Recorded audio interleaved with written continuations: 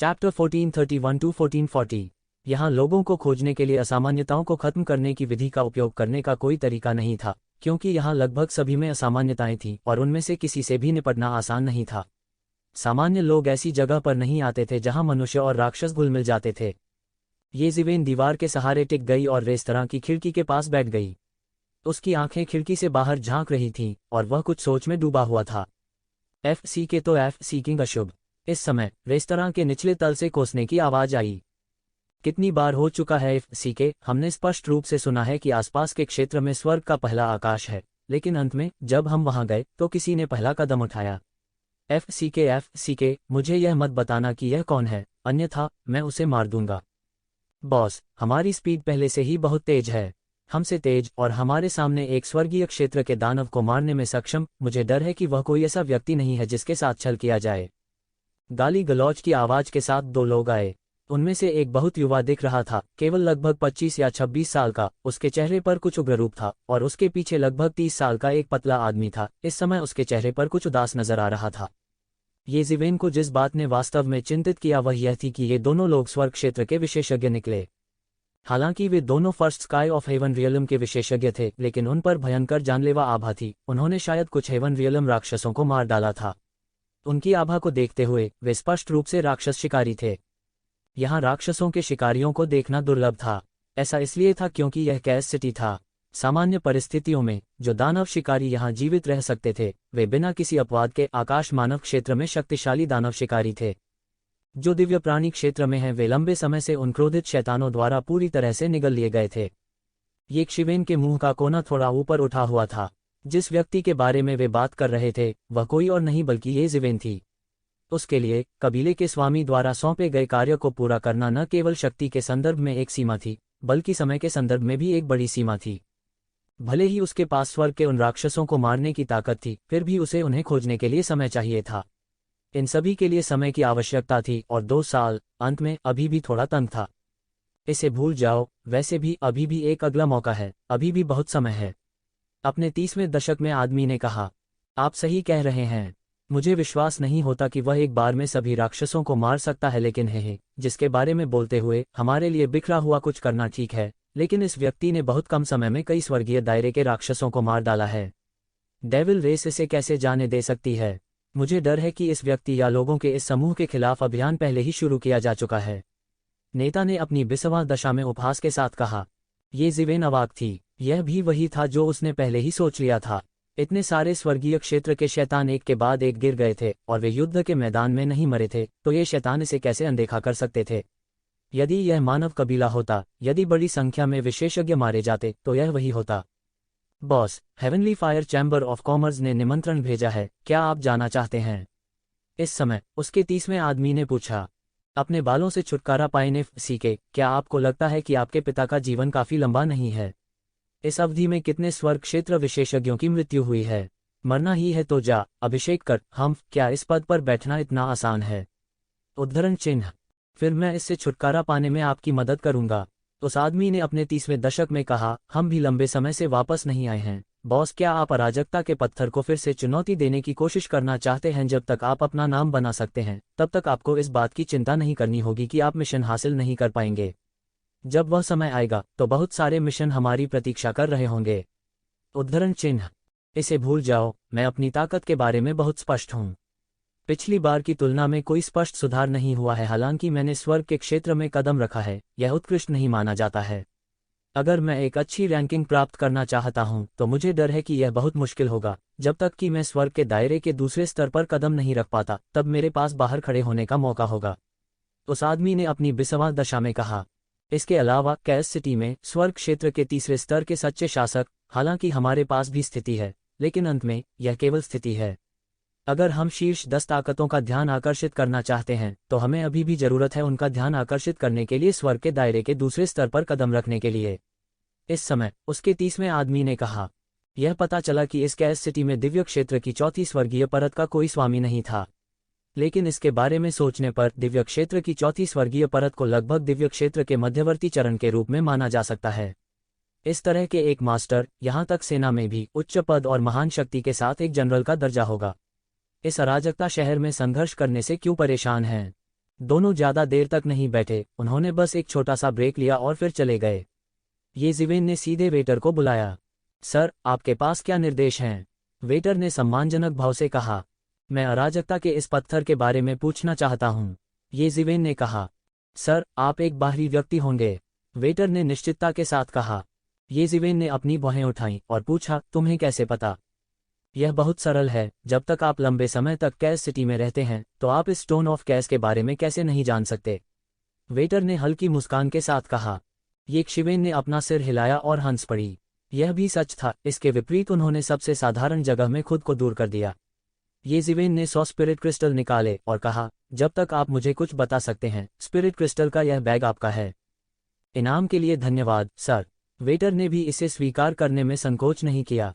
कैस के इस स्टोन की बात करें तो हमारे कैस सिटी में इसका एक लंबा इतिहास है। किंवदंती यह है कि हमारे अराजकता शहर की स्थापना से पहले अराजकता का पत्थर पहले से मौजूद था।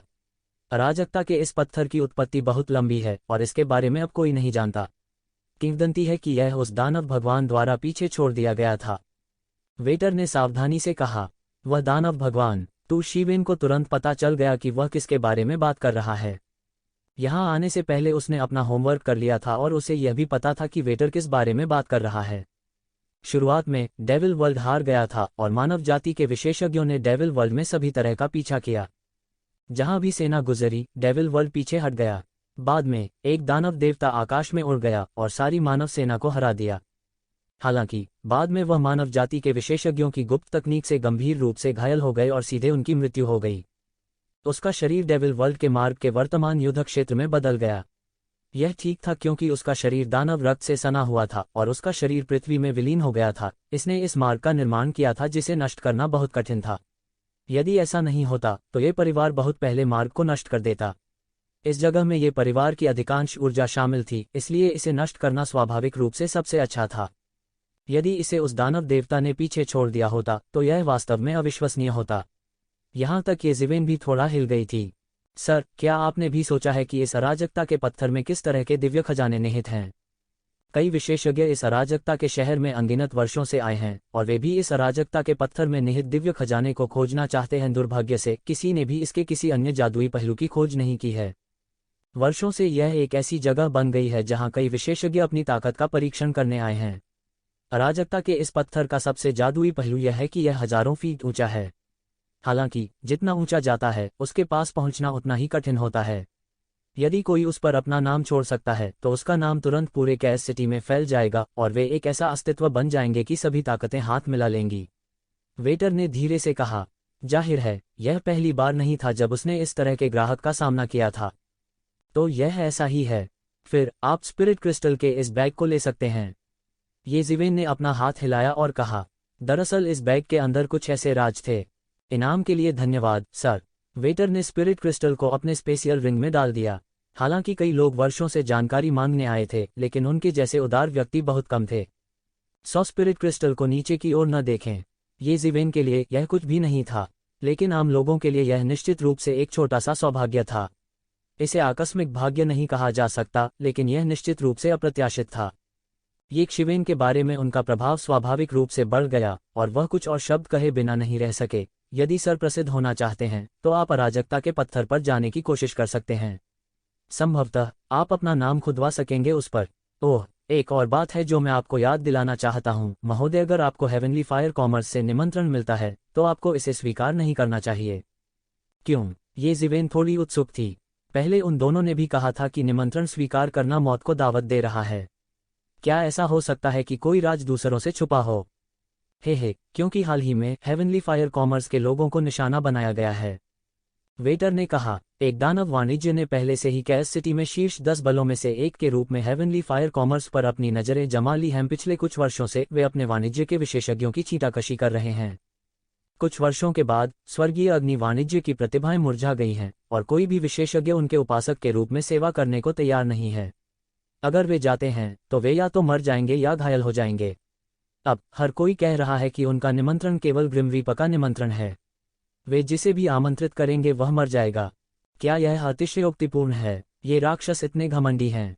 क्या कोई परवाह नहीं करता? ये जिवेन ने भौहें चढ़ाते हुए कहा। सर, शायद आप अभी भी हमारे कैस सिटी के माहौल के अभ्यस्त नहीं हैं। कैस सिटी में हालांकि नस्लीय न्याय मौजूद है, यह सबसे महत्वपूर्ण नहीं है। जो वास्तव में महत्वपूर्ण है वह लाभ है।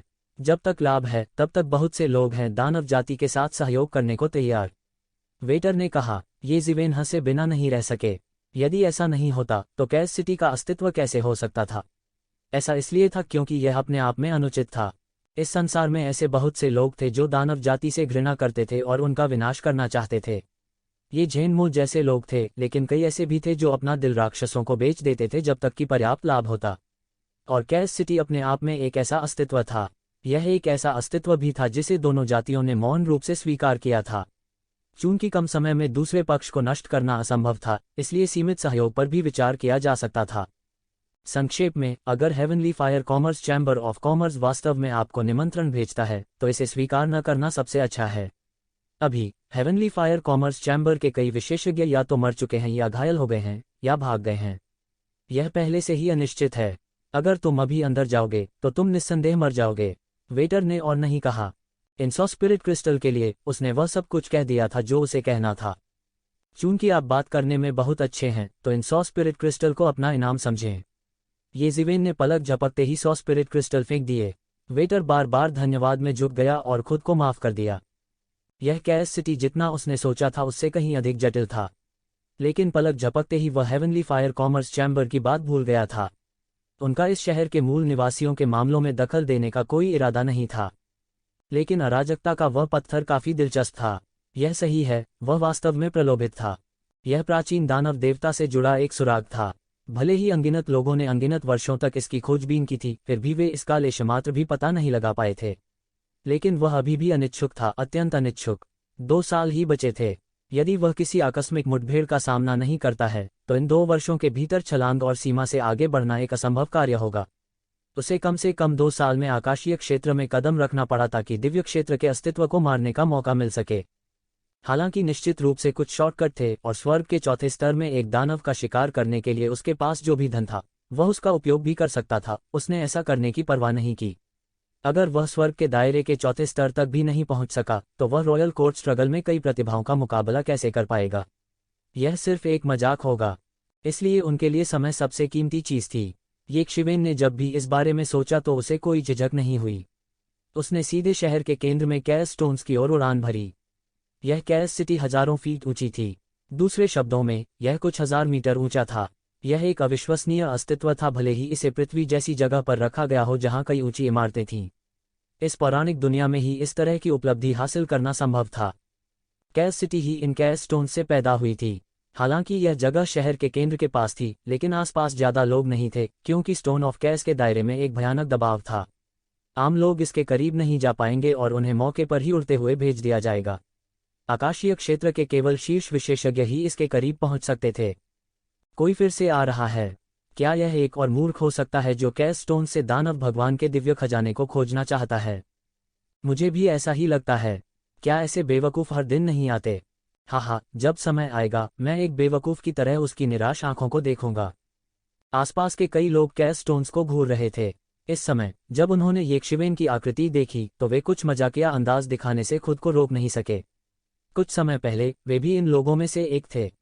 वे इसे खोजने में असफल रहे। कुछ लोगों ने इसके लिए दशकों या सैकड़ों साल बिताए, लेकिन कोई फसल नहीं हुई। अब वे सीधे तौर पर दूसरों का मजाक उड़ा रहे थे क्योंकि उन्होंने इसका अनुभव किया था। ये ज़िवेन अभी कैस स्टोन्स के 10 मील के दायरे में आया था और उसने अपने ऊपर एक अद्भुत दबाव महसूस किया। वह जितना गहरा गया, दबाव उतना ही अधिक था। जैसा कि वेटर ने कहा, यह ऐसी जगह नहीं थी जिसके करीब आम लोग जा सकें। हाफ सटेप सेलेस्टियल रियल्म विशेषज्ञ इसके करीब पहुंचने के लिए बिल्कुल योग्य थे। केवल आकाशीय क्षेत्र के विशेषज्ञ कैस स्टोन्स के सामने भाग सकते थे। येक्षिवेन ने अपने शरीर पर दबाव महसूस किया, लेकिन उसने इसकी परवाह नहीं की। वह एक झटके में सीधे कैस स्टोन्स के केंद्र में पहुंच गया। भयानक दबाव ने उसके शरीर को ढक लिया और उसके शरीर की हड्डियां चरमराने लगीं। टक्कर की वजह से यही आवाज आई थी। यह बहुत भयानक था। लेकिन इस समय येक्षिवेन ने बिल्कुल भी परवाह नहीं की। उसकी हड्डियां और मांस कुचले हुए लग रहे थे। जब दूर दूर के लोगों ने यह दृश्य देखा तो वे लगभग डर गए। यह दबाव अत्याचारी और भयानक है। यहाँ तक आकाशीय क्षेत्र के विशेषज्ञों को भी इसका विरोध करने के लिए अपनी शक्ति प्रसारित करनी होगी। अर्धचरण या आकाशीय क्षेत्र के विशेषज्ञों को इसका विरोध करने के लिए सभी प्रकार की मार्शल आर्ट को लगातार विस्फोट करना पड़ता है। यह व्यक्ति वास्तव में केवल अपने शरीर के साथ कैस स्टोन्स के केंद्र तक चला गया। उसका शरीर कितना मजबूत है। क्या वह राक्षस है या वह इंसान ही नहीं है? यहाँ तक राक्षस जाति में, जैसे कि महान असुर वंश जिनके पास अजेय शरीर हैं, क्या ऐसे विशेषज्ञ भी नहीं थे जो कोशिश करने आए थे? लेकिन कोई भी कैस स्टोन्स के केंद्र तक नहीं चल सका। उद्धरण चिन्ह। हे भगवान, क्या कोई और अस्तित्व होने जा रहा है जो कैस स्टोन्स पर अपना नाम छोड़ सकता है? इस समय ये ज़िवेन कैस स्टोन्स के सामने पहले ही आ चुकी थी। भयानक दबाव गिरना जारी रहा। ये शिवेन ने कोई बचाव भी नहीं किया। वह इसका विरोध करने के लिए केवल अपने शक्तिशाली शरीर पर भरोसा कर सकता था। उसने ऊपर देखा और देखा कि कैस के पत्थर का शीर्ष नामों से सघन रूप से ढका हुआ था। वे उन विशेषज्ञों द्वारा गढ़े गए नाम थे जो हजारों वर्षों से यहाँ आए थे। मानवीय नाम और राक्षस चरित्र थे। प्रत्येक दानव चरित्र के पीछे एक डेविल रेस विशेषज्ञ के नाम का प्रतिनिधित्व किया। उनमें से कई पूरे डेविल रेस चैनल में भी प्रसिद्ध अस्तित्व थे। उनमें से ये ज़िवेन के एक पुराने परिचित ये झेनमो थे। उनकी स्थिति सामने वाले के बहुत करीब थी। वह लगभग शीर्ष में थे। यह देखा जा सकता था कि ये झेनमो बहुत सक्षम थी। हालांकि ये झेनमो जितना अधिक अत्याचारी था, ये ज़िवेन के लिए उतना ही अच्छा नहीं था। ये झेनमो कमजोरों को धमकाने के लिए काफी बेशर्म थी। वह व्यक्तिगत रूप से ये शिवेन से निपटेगा। वह ये शिवेन को बढ़ने का कोई समय नहीं देता था। एक बार जब उसने तय कर लिया कि ये शिवन एक दुश्मन है, तो वह उसे मारने के लिए जी जान लगा देगा। ये ज़िवेन पालथी मारकर बैठ गई और ध्यान से इस जबरदस्ती को महसूस किया। उसमें वास्तव में थोड़ी शैतानी शक्ति थी। यह दानव भगवान की जबरदस्ती के समान था। यह कैस स्टोन वास्तव में कुछ हद तक दानव भगवान से संबंधित था। हालांकि विशिष्ट संबंध इतने वर्षों के बाद इतिहास की लंबी नदी में समा गया था। शायद ये क्लान भी इस रहस्य को नहीं जानता था, अन्यथा वे कैस स्टोन्स को ले गए होते। अराजकता के पत्थर का दूसरा रहस्यमय पहलू यह था कि कोई व्यक्ति कितना भी शक्तिशाली क्यों न हो, वे अराजकता के पत्थर को दूर नहीं कर पाएंगे। यह स्थिर करने वाली सुई की तरह था जिसे मजबूती से अपनी जगह पर लगाया गया था। अब तक कोई भी इस कैस स्टोन के रहस्य को नहीं समझ पाया था। यह अपने आप में असामान्य था। थम थम थम। अस्पष्ट रूप से एक शिवेन को दिल की धड़कन की आवाज सुनाई दे रही थी। हालांकि यह केवल एक पल के लिए एक भ्रम था, फिर उसे कुछ सुनाई नहीं दिया। ये ज़िवेन कैस स्टोन के सामने 10 दिन और 10 रात बैठी रही। हालांकि वह अभी भी इस कैस स्टोन के रहस्य को महसूस नहीं कर सका। अंत में वह अन्य सभी विशेषज्ञों की तरह केवल निराशा से उठ सका जो कैस स्टोन में आए थे। हालांकि इस समय किसी ने भी उन्हें कम आंकने की हिम्मत नहीं की। वह केवल अपने भौतिक शरीर पर भरोसा करके कैस स्टोन तक चल सकता था। यह कुछ ऐसा नहीं था जो एक सामान्य व्यक्ति कर सकता था। यहाँ तक एक दिव्य क्षेत्र विशेषज्ञ भी इसे नहीं कर सका। वह निश्चित रूप से एक साधारण बिजलीघर नहीं था। उनका भौतिक शरीर ही दुनिया को हैरान करने के लिए काफी था। ऐसा बिजलीघर पूरे कैस शहर को हिला देने के लिए काफी था, भले ही उसने कैस स्टोन पर अपना नाम न उकेरा हो। वास्तव में 10 दिनों में जब ये ज़िवेन कैस स्टोन के सामने बैठी थी, अधिक से अधिक लोग देखने आए थे। किसी ने भी कभी ऐसा शीर्ष विशेषज्ञ नहीं देखा था जो केवल अपने भौतिक शरीर पर भरोसा करके इस तरह की उपलब्धि हासिल कर सके। एक स्वामी और एक सेवक भीड़ में छिपे थे। मास्टर एक महिला थी जो अपने बिसवा दशा में दिखती थी। उसकी गोरी त्वचा और सुंदर रूप था। इस समय उसके चेहरे पर चिंता के भाव थे। उसके पीछे एक बूढ़ा नौकर था। उसकी त्वचा मुरझा गई थी और वह बहुत बुरा लग रहा था। अंकल लिन, क्या आपको लगता है कि यह व्यक्ति हमारा निमंत्रण स्वीकार करेगा? युवती ने पूछा। उसके पीछे पुराने नौकर के चेहरे पर कड़वी मुस्कान थी। कैस सिटी में कितने लोग हमारे स्काईफायर चैम्बर ऑफ कॉमर्स के निमंत्रण को अपनी मृत्यु के निमंत्रण के रूप में नहीं देखते हैं? यह सच है। खूबसूरत महिला सहमत हुए बिना नहीं रह सकी। चीजें वैसी ही थी जैसा पुराने नौकर ने कहा था। कैस सिटी के विशेषज्ञ अब प्लेग की तरह स्काईफायर चैम्बर ऑफ कॉमर्स से भी परहेज कर रहे थे। जिन लोगों ने उनके निमंत्रण को स्वीकार करने का साहस किया था वे पहले ही राक्षस जाति द्वारा मारे जा चुके थे। लेकिन कोई बात नहीं, मुझे उसे अपने चैम्बर ऑफ कॉमर्स में एक पापी के रूप में आमंत्रित करना होगा। अन्यथा फ्रिंज के खुलने में ज्यादा समय नहीं बचा है। मेरे पिता को ठीक करने का यह आखिरी मौका है। अगर मैं जब्त नहीं करता हूं इस मौके पर, मुझे डर है कि मेरे पिता को जहर देकर मार दिया जाएगा। यह कहते हुए युवती की आंखें दृढ़ संकल्प से भर गईं। बूढ़ा नौकर भावना से भर गया। यह वो था। उनके पास पहले से कोई दूसरा रास्ता नहीं था। कोई और रास्ता नहीं था। यदि वे 10 प्रमुख शक्तियों का शीर्षक चाहते हैं तो उन्हें इसे लेने दो, लेकिन इस बार हमारे स्काईफायर चैम्बर ऑफ कॉमर्स को फ्रिंज में जगह मिलनी चाहिए। चाहे कितना भी मुश्किल क्यों न हो, हमें इस जगह पर बने रहना चाहिए। सुंदर महिला ने दांतों को भींचते हुए कहा, यंग मिस, यह सब इस पुराने नौकर की गलती है। यदि यह पुराने नौकर की अक्षमता के लिए नहीं होता तो राष्ट्रपति को उस राक्षस से अकेले नहीं लड़ना पड़ता और अंत में गंभीर रूप से घायल नहीं होना पड़ता। बूढ़ा नौकर बुदबुदाया, अंकल लिन, आपने हमारे परिवार के लिए काफी कुछ किया है। यह वास्तव में भाग्य है।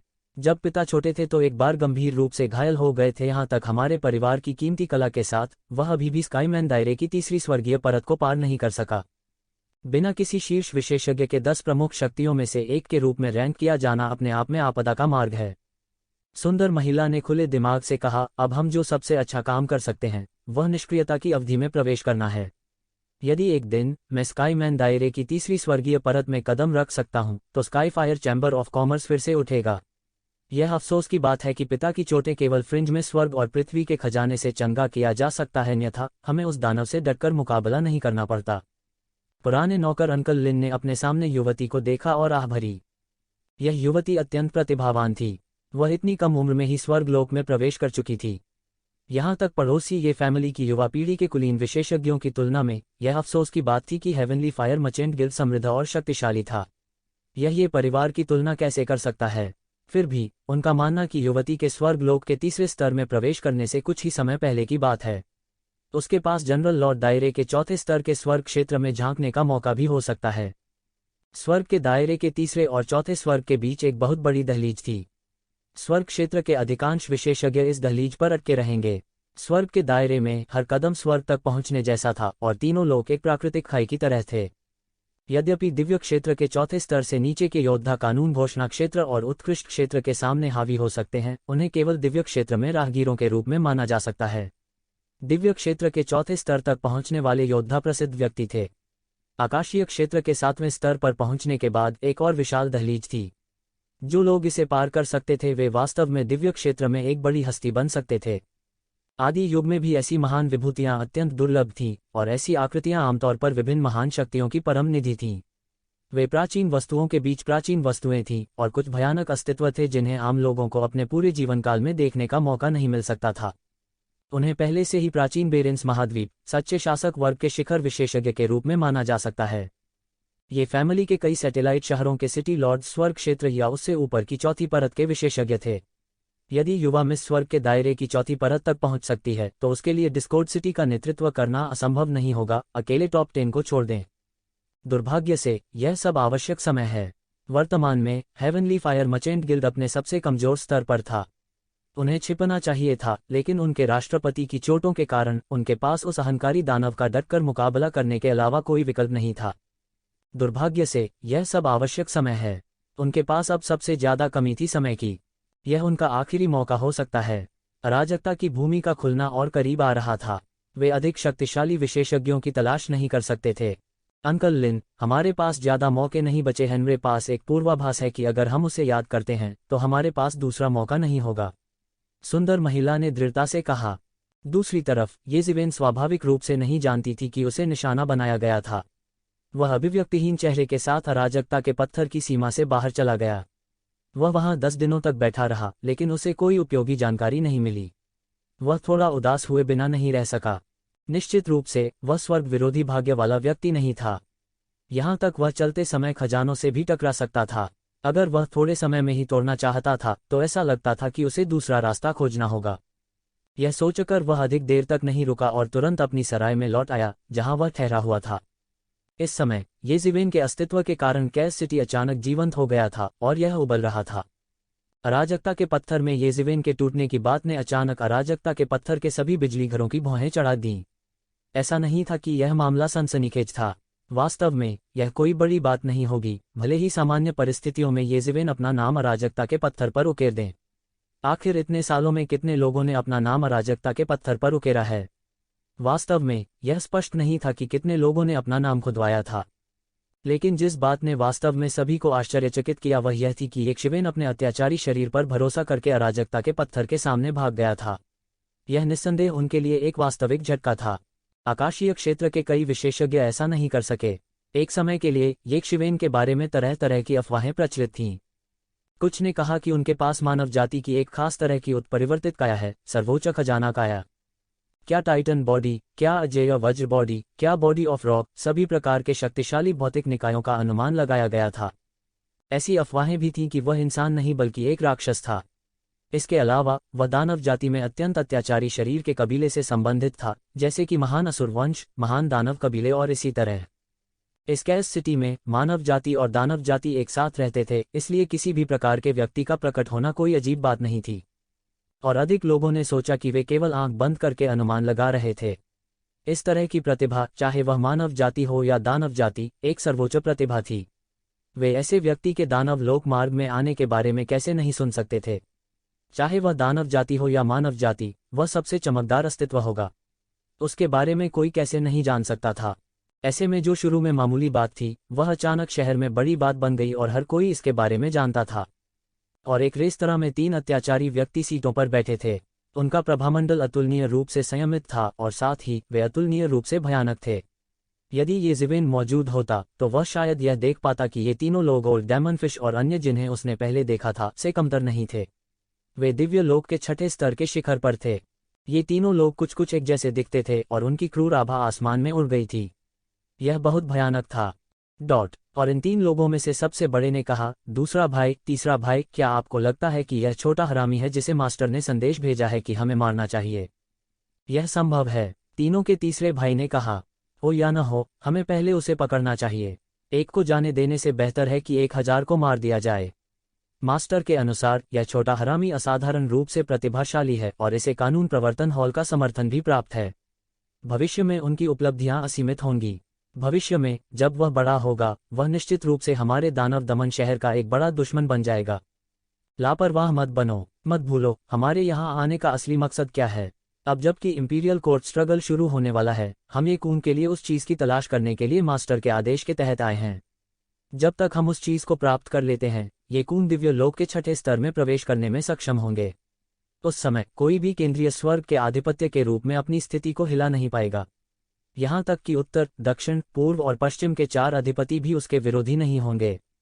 तीनों के दूसरे भाई ने कहा, इतना ही नहीं, इंपीरियल कोर्ट स्ट्रगल में भी वह बाहर खड़े होने में सक्षम होंगे और उनके लिए शीर्ष 10 में प्रवेश करने की उम्मीद है। तीसरे भाई ने कहा, जूनियर भाई, ये कुंड हमारे बीच सबसे प्रतिभाशाली हैं और भविष्य में मास्टर की विरासत को प्राप्त करने की भी सबसे अधिक संभावना है। इसलिए हमें हर कीमत पर जूनियर भाई ये कुंड का समर्थन करना होगा। अगर कनिष्ठ भाई ये कुंड पितृसत्ता बन सकते हैं, तो हम स्वाभाविक रूप से कबीले के पोषण पर ध्यान केंद्रित करेंगे। उस समय हम और भी बेहतर करने में सक्षम होंगे और यहाँ तक स्वर्ग क्षेत्र के 7वें स्तर तक भी पहुँच पाएंगे। वे तीनों बहुत स्पष्ट थे कि दिव्य लोक में हर कदम स्वर्ग तक पहुँचने के समान था।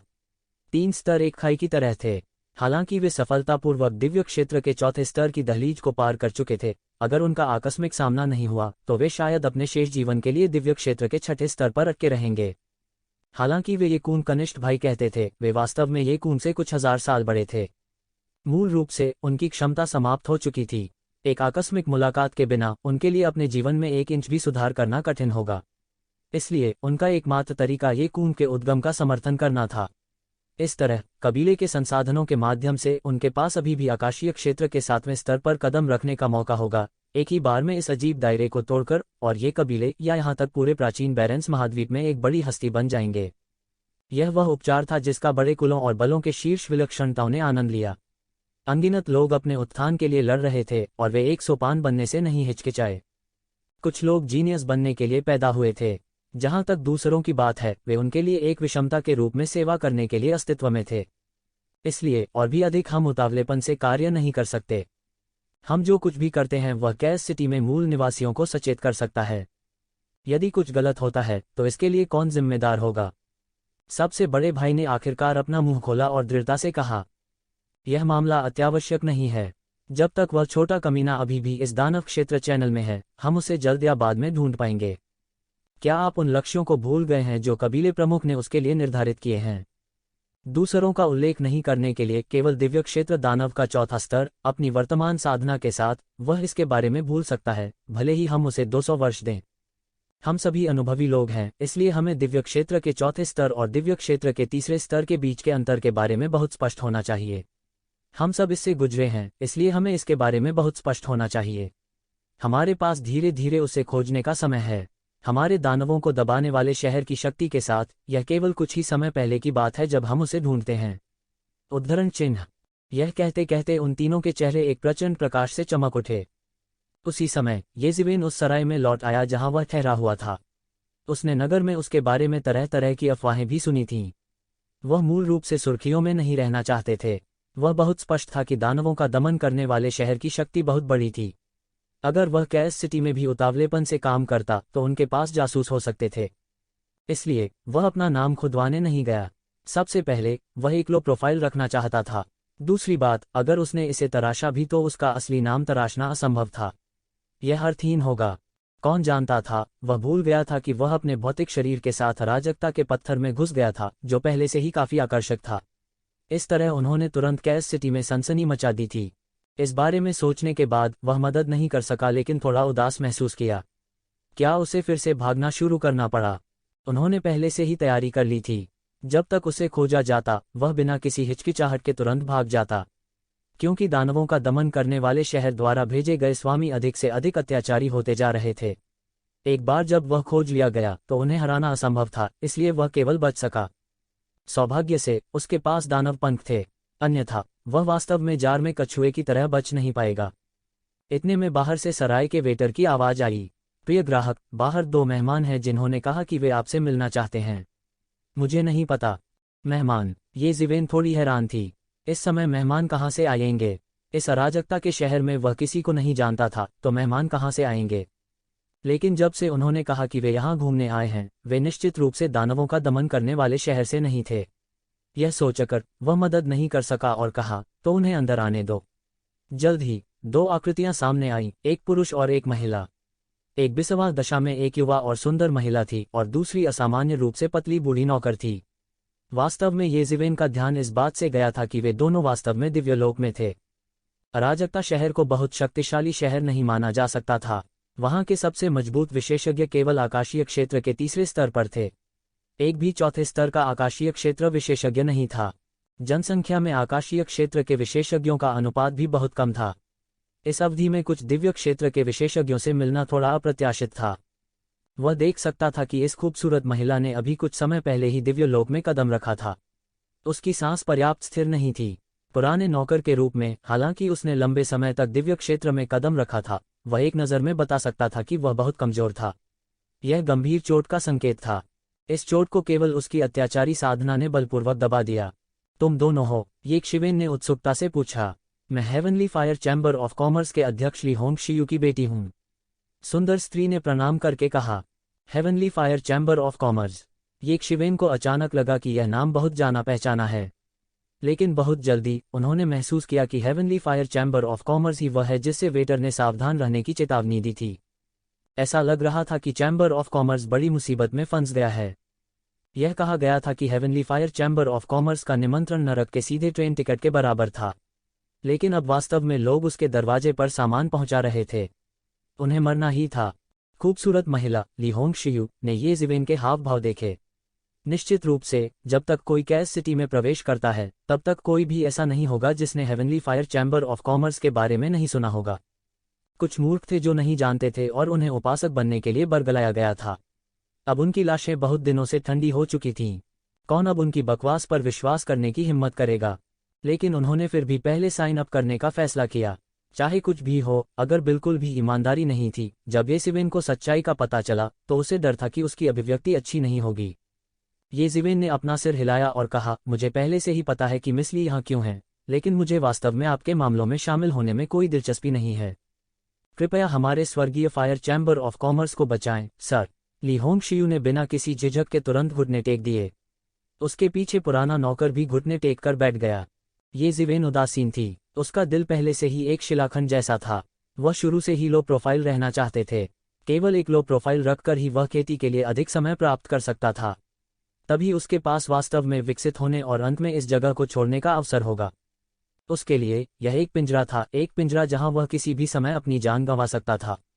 मिस ली, ऐसा नहीं है कि मैं कोई कदम नहीं उठाना चाहती, लेकिन मैं यह भी जानती हूं कि आपके कैस सिटी की 10 प्रमुख शक्तियों में तीसरे स्वर्ग के विशेषज्ञ किले को संभाले हुए हैं। हालांकि मेरे पास कुछ तरीके हैं। मैं स्वर्ग क्षेत्र के तीसरे स्वर्ग के विशेषज्ञ के लिए बिल्कुल भी मेल नहीं खाता। तू ज़िवेन ने कहा। उसके पास अभी भी आत्म जागरूकता थी। स्वर्ग के तीसरे आकाश से सकुशल बच निकलने में सक्षम होना रियलम मास्टर पहले से ही उसकी सीमा थी। क्या वह अभी भी स्वर्ग के तीसरे आकाश के दायरे के मास्टर को हराने की उम्मीद कर सकता है? अगर ऐसा है तो चिंता न करें मिस्टर।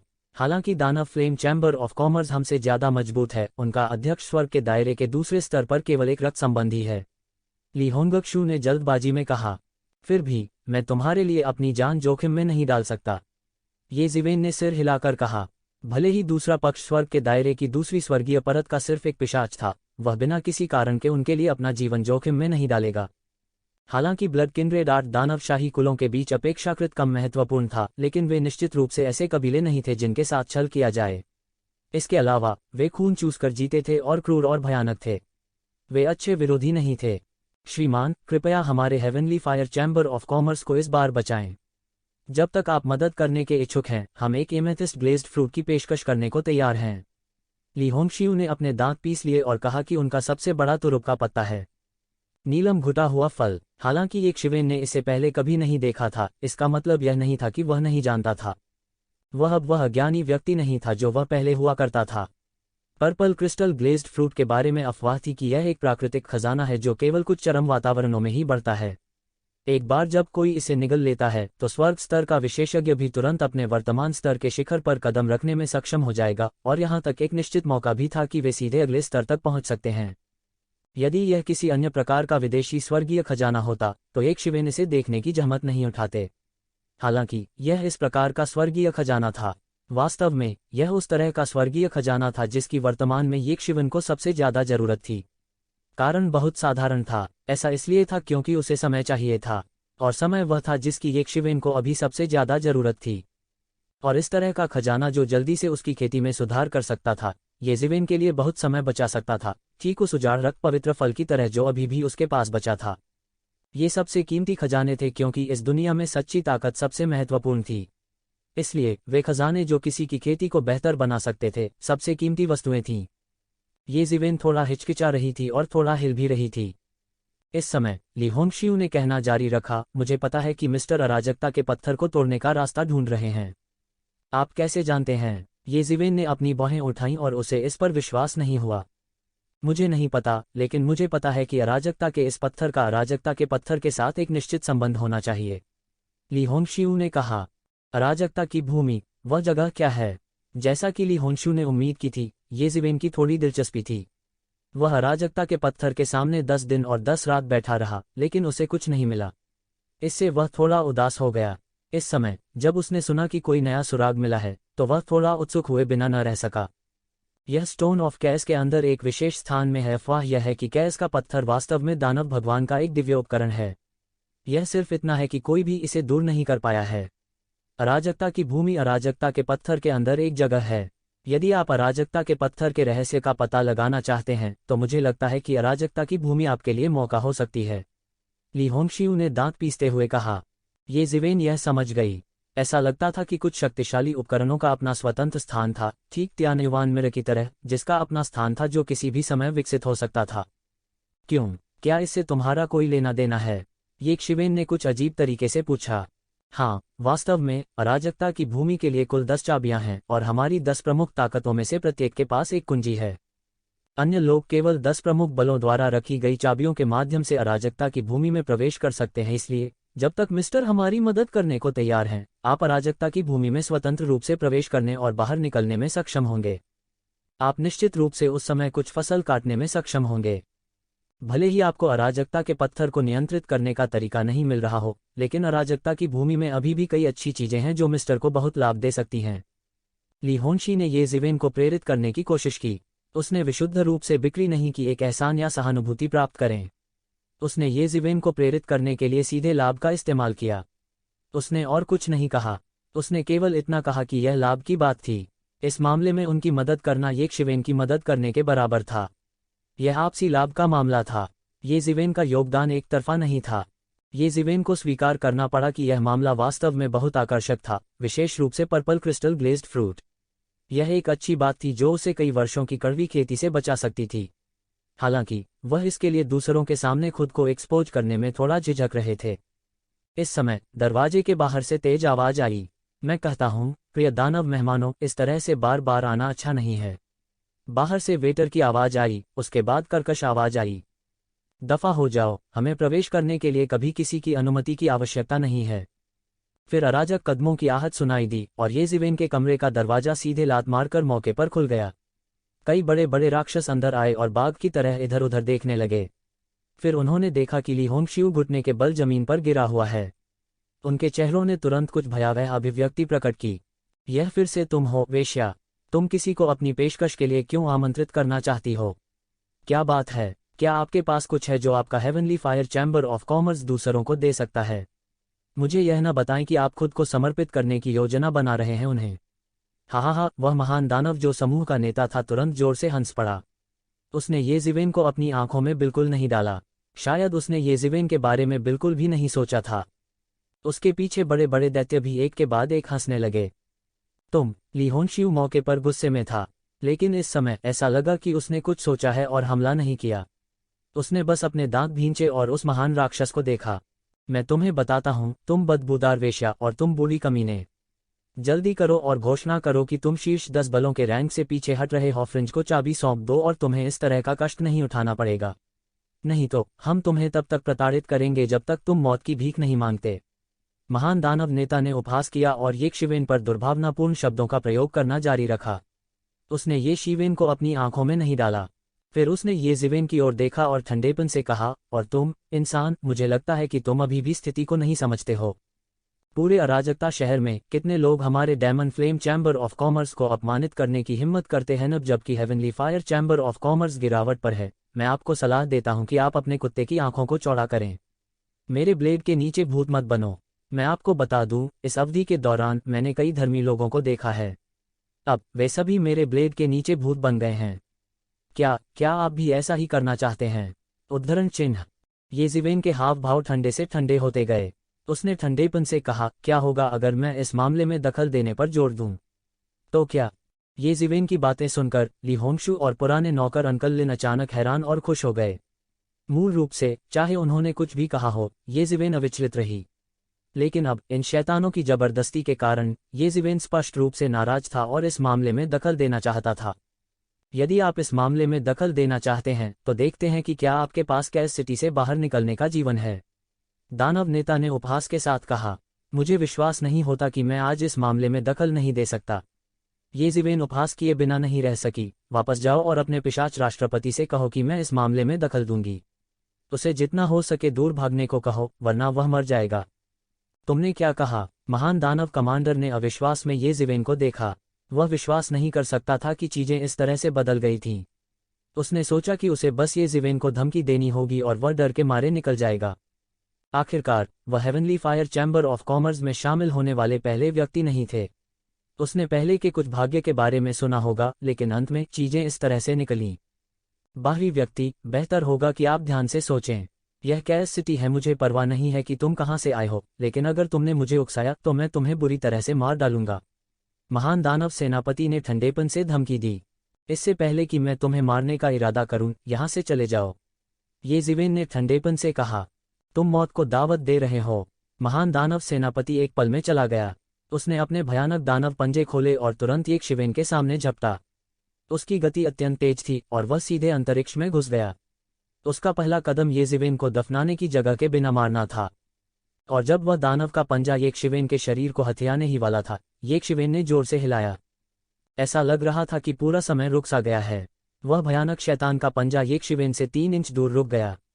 कोई केवल येज़िवेन के हाथ को फैला हुआ देख सकता था और सीधे उस महान शैतान सेनापति के चेहरे पर थप्पड़ मार रहा था। स्विश! कुछ ही पलों में समय फिर से सरकने लगा, लेकिन जब सभी अपने होश में आए तो उन्हें एक तेज गड़गड़ाहट सुनाई दी। पूरे रेस्तरां की दीवार में एक बड़ा छेद कर दिया गया और येज़िवेन और महान दानव कमांडर जो मूल रूप से अपने पदों पर थे, वे भी गायब हो गए। हर कोई जल्दी से अपनी दिव्य इंद्रियों से बह गया, केवल यह देखने के लिए कि महान दानव सेनापति येज़िवेन के थप्पड़ से सीधे जमीन में दबा दिया गया था। पूरा मैदान पूरी तरह से दरक गया था। उसका सिर जमीन में दबा हुआ था, लेकिन शरीर अभी भी बाहर था। पूरी प्रक्रिया के दौरान उसके पास वास्तव में जरा सा भी प्रतिरोध नहीं था, या दूसरे शब्दों में उसके पास विरोध करने का कोई तरीका नहीं था। येशिवेन की गति बहुत तेज थी, इतनी तेज कि वे प्रतिक्रिया भी नहीं कर सकते थे। विशेष रूप से ली होंशियू और वह पुराना नौकर अंकल लिन थोड़े स्तब्ध थे। वे दोनों दिव्य क्षेत्र के शीर्ष विशेषज्ञ थे, लेकिन ऐसा लग रहा था कि वे अभी केवल ये ज़िवेन की चाल देख रहे हैं। अधिक विशेष रूप से उन्होंने और कुछ नहीं देखा। उनके लिए यह कुछ अकल्पनीय था। साधना क्षेत्र में हर सफलता के साथ एक मार्शल कलाकार के शरीर में एक बड़ा सुधार होगा। हेवन टीयर के स्तर पर भले ही कोई गति प्रकार का मार्शल कलाकार न हो, उसकी गति बहुत धीमी नहीं होगी। स्काई ह्यूमन स्टेज पर पहुंचने के बाद यह विशेष रूप से सच था, जहां कोई शून्य के स्वर्गीय दाव के साथ विलय करने में सक्षम होगा। भले ही वे इसे न देख पाएं, फिर भी वे इसके उतार चढ़ाव को महसूस कर पाएंगे। लेकिन अब वे वास्तव में इसे बिल्कुल भी महसूस नहीं कर पा रहे थे। कोई केवल कल्पना ही कर सकता था कि यह कितनी तेज थी। यह अकल्पनीय था। हालांकि वे दोनों अपने झटके के बावजूद खुश थे। ये शिवेन के पास इतनी ताकत थी। कम से कम उसके पास रक्त वंश के अध्यक्ष के खिलाफ लड़ने के लिए पूंजी थी। इससे पता चला कि उन्हें गलत व्यक्ति नहीं मिला था। यदि वह आकाशीय क्षेत्र का साधारण विशेषज्ञ होता तो केवल मृत्यु ही उसका इंतजार कर रही होती। धुआं और धूल छंट गई और ये ज़िवेन की आकृति प्रकट हो गई। उसके हाथ में एक लंबा ब्लेड दिखाई दिया और उसने सीधे महान शैतान कमांडर को तियानयुआन के दर्पण में फेंक दिया। फिर उसने महान शैतान सेनापति को मार डाला और उसका सिर कलम कर दिया। एक और लक्ष्य हासिल किया गया। वह इस जगह को छोड़ने के एक कदम और करीब था। नहीं, यह कहा जाना चाहिए कि वह इंपीरियल कोर्ट के संघर्ष के करीब एक कदम था। सड़क पर कई अत्याचारी दैवीय इंद्रियां बह गईं। ऐसा अचानक हुआ हंगामा लोगों का ध्यान बिल्कुल भी आकर्षित कैसे नहीं कर सकता था। ये ज़िवेन धीरे धीरे वापस सराय के शीर्ष पर पहुंचे। शैतान जाति के उन विशेषज्ञों ने ये ज़िवेन को डरावनी दृष्टि से देखा। उन्हें उम्मीद नहीं थी कि उनका कमांडर इतनी आसानी से ये शिवेन द्वारा मारा जाएगा। किसी को पता होना चाहिए कि कैस सिटी में भी कई दिव्य क्षेत्र विशेषज्ञ नहीं थे। यहां तक शीर्ष 10 बलों में भी कुछ ही थे और उनमें से सबसे मजबूत केवल 1 दर्जन थे। कैस सिटी के लाखों लोगों की तुलना में आकाशीय क्षेत्र के बहुत से विशेषज्ञ नहीं थे। इसके अलावा मानव जाति और शैतान जाति के विशेषज्ञ और अभिजात वर्ग यहां एकत्रित हुए थे। लगभग एक पल में उनके कमांडर को बिना विरोध किए ही मार दिया गया। वापस जाओ और उस रक्त कबीले के अध्यक्ष से कहो कि वह या तो खो सकता है या मर सकता है, ये ज़िवेन ने ठंडेपन से कहा। वह मूल रूप से हिचकिचा रहा था, अनिश्चित था कि उसे sky fire chamber of commerce की मदद करनी चाहिए या नहीं, लेकिन इस महान शैतान कमांडर ने उसे पूरी तरह से नाराज कर दिया था। चूंकि उन्होंने sky fire chamber of commerce की मदद करने का फैसला किया था, इसलिए कहने के लिए और कुछ नहीं था। वह अपना सर्वश्रेष्ठ करेंगे। आपको इसका पछतावा होगा। ये क्वन द्वारा इन राक्षसों को पूरी तरह से डरा दिया गया था। यदि वह आसानी से उनके सेनापति को मार सकता तो क्या उन्हें मारना उंगली उठाने जितना आसान नहीं होता। वह केवल इस निर्मम वाक्य को पीछे छोड़कर हाथापाई कर सकता था। सर, हमें बचाने के लिए धन्यवाद। ली होंगशियू ने 2 बार सिर झुकाया। यद्यपि आकाशीय क्षेत्र के विशेषज्ञों का अपना गौरव और आत्मसम्मान था और वे सामान्य प्राणी नहीं थे, ये ज़िवेन की कार्रवाई उनके स्वर्गीय फायर चैम्बर ऑफ कॉमर्स को बचाने के बराबर थी। वह कितना भी आभारी क्यों न हो, यह बहुत अधिक नहीं होगा। मुझे धन्यवाद कहने की कोई ज़रूरत नहीं है। हम बस परस्पर एक दूसरे को लाभ पहुंचा रहे हैं, ये ज़िवेन ने हाथ हिलाते हुए कहा। क्या मैं आपका नाम पूछ सकता हूं, सर? इस समय ली होंगशियू को याद आया कि उसे ये ज़िवेन का नाम इसलिए नहीं पूछना था क्योंकि sky fire chamber of commerce पर्याप्त शक्तिशाली नहीं था, बल्कि इसलिए कि ये ज़िवेन ने कभी उसका नाम नहीं लिया था, इसलिए कोई नहीं जानता था। मेरा उपनाम वेन है, ये ज़िवेन ने एक पल के लिए सोचा, लेकिन अपना असली नाम प्रकट नहीं करने का फैसला किया। अगर खुलासा हो जाता तो उसके पास फिर से भागने के अलावा कोई चारा नहीं होता। तो ये है मिस्टर वेन। अब जबकि demon flame chamber of commerce की नज़र इस जगह पर है और यह पहले से ही क्षतिग्रस्त है, कृपया हमारे sky fire chamber of commerce में आएं। जहां तक की बात है, हमारे लोग स्वाभाविक रूप से इसका ध्यान रखेंगे। ली होंगशियू ने भी ये ज़िवेन के लिए sky fire chamber of commerce में जाने का अनुरोध किया। ये शिवेन ने एक पल के लिए सोचा और मना नहीं किया। उसे वैसे भी जल्दी या बाद में वहां जाना होगा। ये ज़िवेन ने संकोच नहीं किया और तुरंत ली होंगशियू का पीछा करते हुए sky fire chamber of commerce तक गए। ये ज़िवेन द्वारा demon flame chamber of commerce के एक दानव कमांडर को मारने की खबर तेजी से पूरे कैस शहर में फैल गई। इसके अलावा यह जल्दी से फैल गया क्योंकि ये ज़िवेन मूल रूप से एक सेलिब्रिटी थीं। पहले वह अराजकता के पत्थर की सीमा में आसानी से कदम रखने के लिए अपने भौतिक शरीर पर निर्भर था। इसने उन्हें पहले से ही पूरे अराजकता शहर में एक प्रभावशाली व्यक्ति बना दिया था, क्योंकि दिव्य क्षेत्र के विशेषज्ञ भी ऐसा नहीं कर सकते थे। जबकि कई लोग अभी भी उसकी पहचान और पृष्ठभूमि का पता लगाने की कोशिश कर रहे थे, उसने एक बार फिर ऐसा हंगामा किया जिसने सभी का ध्यान आकर्षित किया। स्काईफायर चैम्बर ऑफ कॉमर्स और diamond flame chamber of commerce के बीच शिकायतों के लिए जब तक कोई केस सिटी में थोड़ी देर भी रुका, लगभग कोई भी नहीं था जो नहीं जानता था। मूल रूप से स्काईफायर चैम्बर ऑफ कॉमर्स हमेशा केस सिटी में शीर्ष 10 बलों में से एक रहा था और उनमें से कई विशेषज्ञ थे। राष्ट्रपति केस सिटी के शीर्ष विशेषज्ञों में से एक तीसरे आकाशीय क्षेत्र के विशेषज्ञ भी थे। लेकिन इस पीढ़ी के अध्यक्ष के पास अप्रत्याशित रूप से केवल द्वितीय दिव्य क्षेत्र की साधना थी। इसलिए जब से इस पीढ़ी के अध्यक्ष ने स्काईफायर चैम्बर ऑफ कॉमर्स का अधिग्रहण किया है, तब से स्काईफायर चैम्बर ऑफ कॉमर्स अनिश्चित स्थिति में है। किसी को यह जानना होगा कि केस सिटी में एकमात्र नियम और लोहे का कानून यह था कि जिसके पास बड़ी मुट्ठी होती है वह राजा होता है। जंगल के इस तरह के नग्न कानून के कारण केस सिटी हमेशा अपेक्षाकृत अराजक स्थिति में रहता है। हालांकि एक दूसरे दिव्य क्षेत्र के विशेषज्ञ को कुछ चुनिंदा लोगों के अलावा शीर्ष विशेषज्ञों में से एक कहा जा सकता है, फिर भी वह आखिरकार एक पारलौकिक तीसरा दिव्य क्षेत्र विशेषज्ञ नहीं था। ऐसी कई ताकतें थीं जो उससे मुकाबला करने की ताकत रखती थीं। इस दुनिया में अंत में केवल मजबूत की ताकत ही सब कुछ तय कर सकती है। एक शीर्ष विशेषज्ञ की अनुपस्थिति में स्काईफायर चैम्बर ऑफ कॉमर्स की गिरावट को अपरिहार्य कहा जा सकता है। इसके अलावा स्काईफायर चैम्बर ऑफ कॉमर्स के खिलाफ आक्रामक शुरू करने के लिए कई अन्य व्यापारी बल शामिल हुए थे।